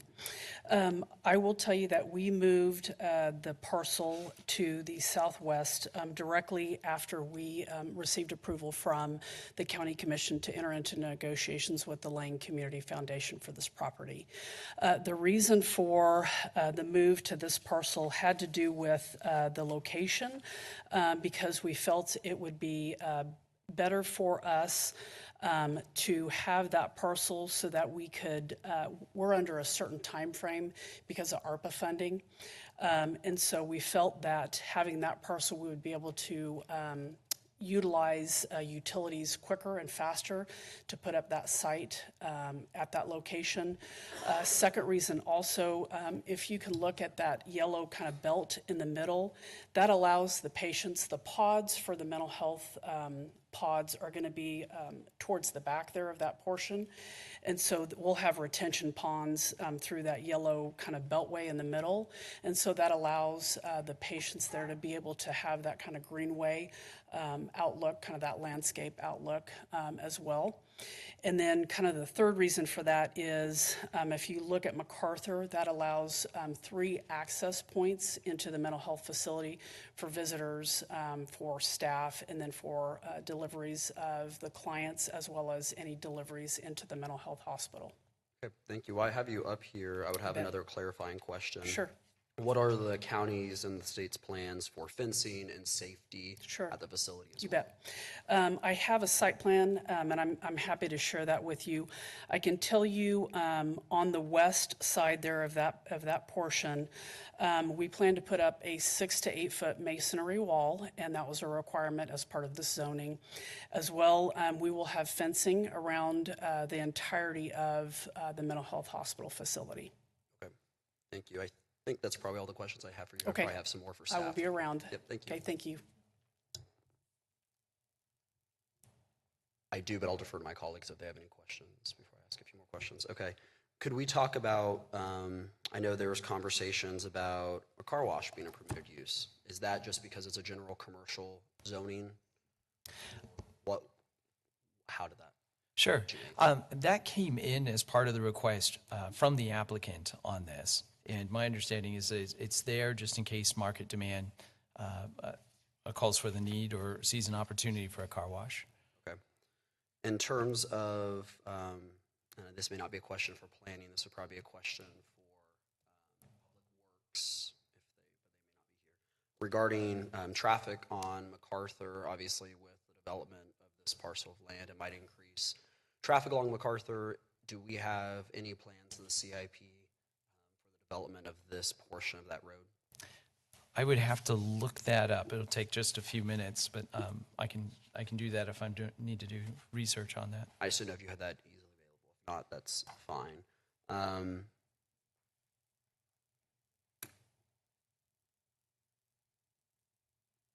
think that's a majority of my questions currently. Okay.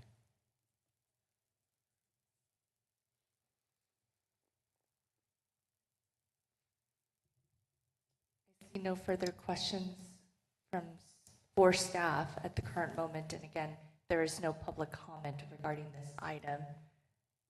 This does reside in Councilmember Glasscock's district. Thank you, Mayor. I've had a lot of conversations with a lot of people about this project and a lot of input from individuals. I know I've talked to nearly 30 neighbors in the area and did a community meeting. I want to thank the neighbors that hosted that meeting to be able to express concerns. I've had conversations with Matt Tannehill, One Rise, Tanya Cole, Commissioner Lopez, members of the county commission, state senators, state representatives about this. This is a massive project for our community, and want to make sure that we're answering concerns of the community at the same time supporting a very needed development that this body does not have jurisdiction over the location of this facility. This body has to look at the facts of the case and see if it fits within our zoning guidelines. There are other entities of government that were the ones that selected this project, and the city did not have that jurisdiction. So our job is to look at the facts presented and make a decision based on that. I know we had a conversation at the District Advisory Board at MAPC, and thank you, Tanya, for also reiterating that MAPC and DAB heard this based on the new parcel of land, not the former parcel of land. So I thank you for that clarification and timeline, because that was something I was not aware of until right now as well. I believe it's not our job to override the opinion of the chief executive officer of the state in terms of the ability of this location. But I do want to make sure that we also mitigate some concerns of the neighborhood. The concerns that I heard from neighbors primarily regarding a relocation of our homeless outreach center from the city or multi-agency center. And I want to clarify from this bench, that is not where the city of Wichita is looking at our facility. Not where we're looking at our multi-agency center. We have other locations in the community that will be a priority for that. In addition, I know that there are concerns about a work release facility that is permitted in the current zoning, though the applicant has stated that they have no intention of doing that. So with all of that presented, I will move that we approve the CUP amendment and zoning change with an alternate CUP language. And I will read that language because it's pretty detailed. I move that we override MAPC, that we approve the CUP amendment and zone change request with the following alternate CUP language. The general provision 3B shall be modified to exclude a day reporting center as permitted land use. In addition, though the uses of the correctional facility and correctional placement residence are permitted, general provision 3B shall also be modified to specifically prohibit those uses from operating a work release program. I move that we place the resolution and ordinance on first read, we authorize the necessary signatures, and then instruct the city clerk to publish the resolution and ordinance after approval on the second reading. In support of the motion, I offer the following findings: that I believe upon further review with the future operator of the proposed mental health hospital day reporting center is not a necessary use. They do not wish to use the facility as part of day work release program. And in addition, not allowing this reporting center and a work release program uses will help reduce detrimental effects to nearby properties and has been indicated as a concern by area residents. Second.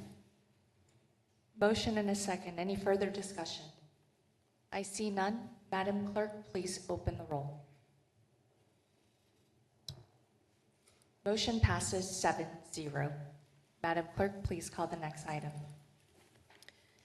CON 2024-12, conditional use request in the city to permit entertainment establishment located 1/4 mile east of South Webb Road and on the south side of East Kellogg.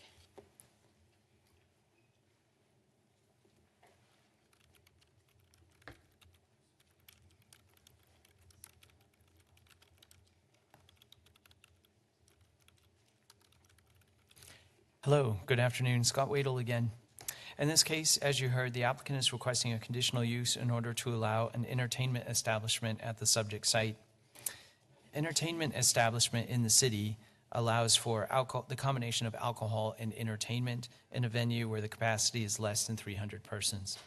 This item is being heard because the DAB vote was tied. In terms of the request, the applicant has indicated that they are requesting the conditional use in order to allow for a cabaret-style venue. Although there has been a nightclub operating at this site, the conditional use to allow it is only for that specific address or suite. You may be familiar with a larger nightclub that it operates as part of the same structure but in a different suite of that building. So that hence the need for the conditional use for this smaller suite in order to allow for the entertainment establishment. In addition, the conditional use is required because of the proximity of a church which is located directly to the east of this property. In terms of the site is generally located south of Kellogg and east of Webb Road. It is at 10001 East Kellogg Drive. It is just over 5.3 acres in size, is zoned GC General Commercial, and currently developed with one building, which includes a nightclub occupying the larger portion and a smaller suite that is currently vacant. In terms of context, properties to the north, east, south, and west are all zoned GC General Commercial. Property to the north is developed with a vehicle repair shop. Property to the east is developed with a church. Property to the south is developed with a warehouse, as well as a property to the west, which is also developed with a warehouse. In terms of the staff report provides information about the proposed use and recommended conditions. In terms of the review, on April 11th, the Planning Commission held the public hearing for this item.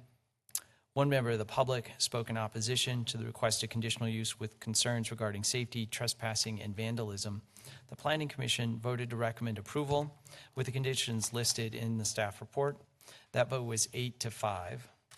On April 8th, the District Advisory Board reviewed the request and made no recommendation. This is because the vote was tied 3-3. One member of the public spoke in favor of the proposed conditional use. No protests were received for this application. Therefore, the conditional use request can be approved by a simple majority of 4 of 7 votes. It is recommended that City Council adopt the findings of the Planning Commission, approve the requested conditional use, authorize the necessary signatures, and instruct the city clerk to publish the resolution. After approval, again, requires just 4 of 7 votes. Alternatives include the following: You can override the Planning Commission recommendation, make alternative findings, and deny the application. Or as always, you can return the case to the Planning Commission for further consideration. Just a brief note again about City Council policy and the public hearing at the Planning Commission. Unfortunately, we do not have a PowerPoint for you, so if you have any questions, I can refer to the graphics that are attached as part of the staff report packet. So with that, I'll stand for any questions. Any questions for staff? I see none. There's no public comment. This does reside in Councilmember Tuttle's district. Thank you, Scott. I appreciate the presentation, and thank you for meeting with me just to go through all the options, and also to J.R. Cox. I appreciate your help, and just to make sure that I understand this. Again, the reason it's not on consent is because my DAB had a quorum, but it was a tie. So when you have an even number of folks come, that sometimes causes a conflict. I have received no ex parte communication from the applicant or from the community. So no one has reached out to me regarding this, and there was no protest.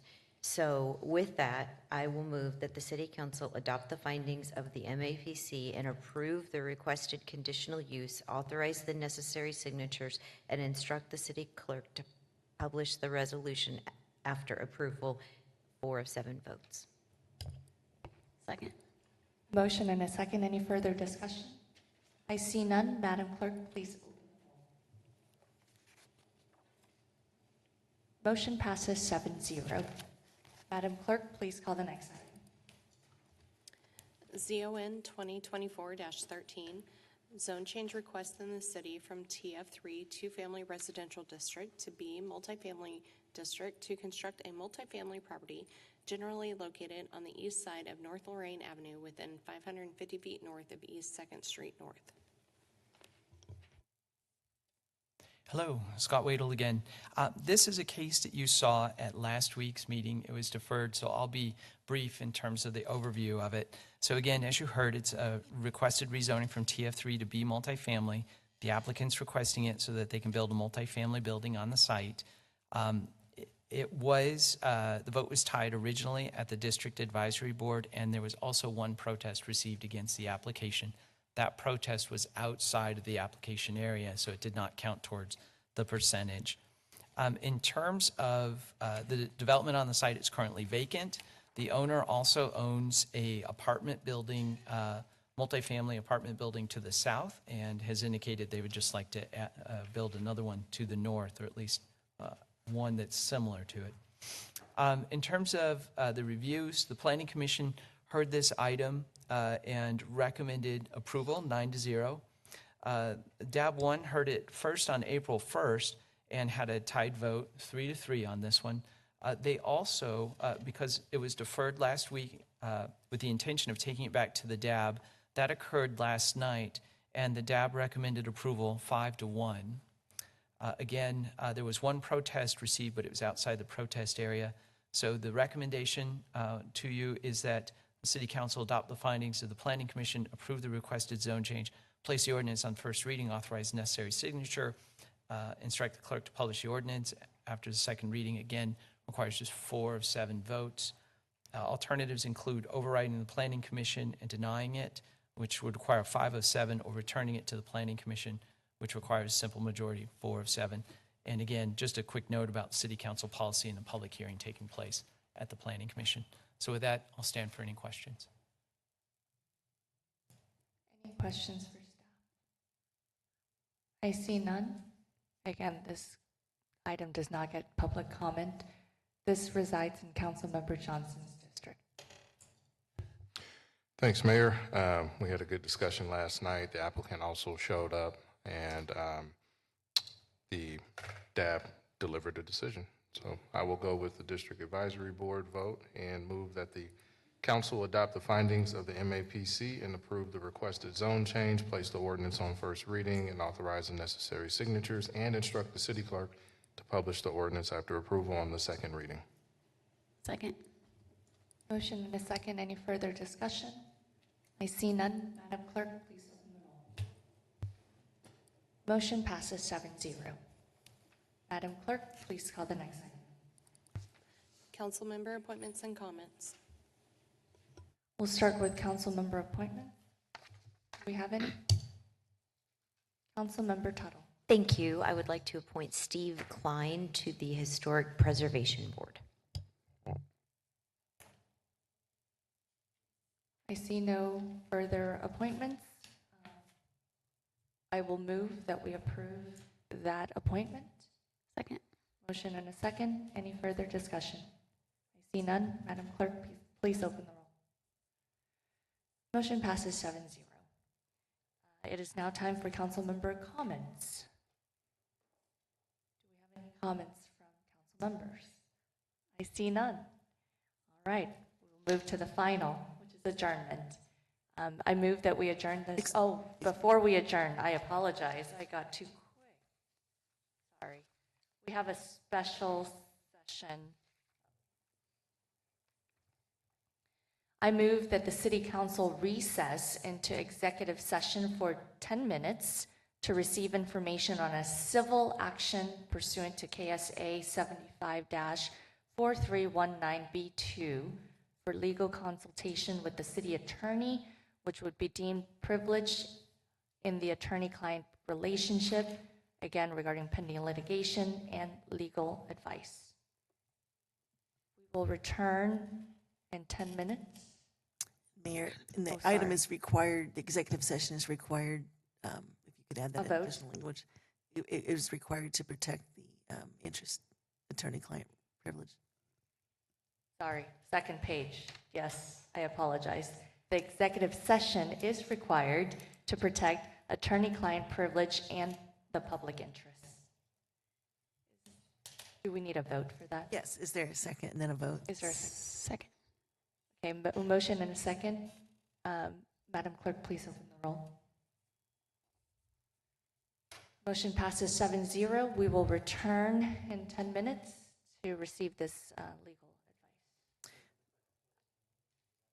advice. At 1:34, we will return. Thank you.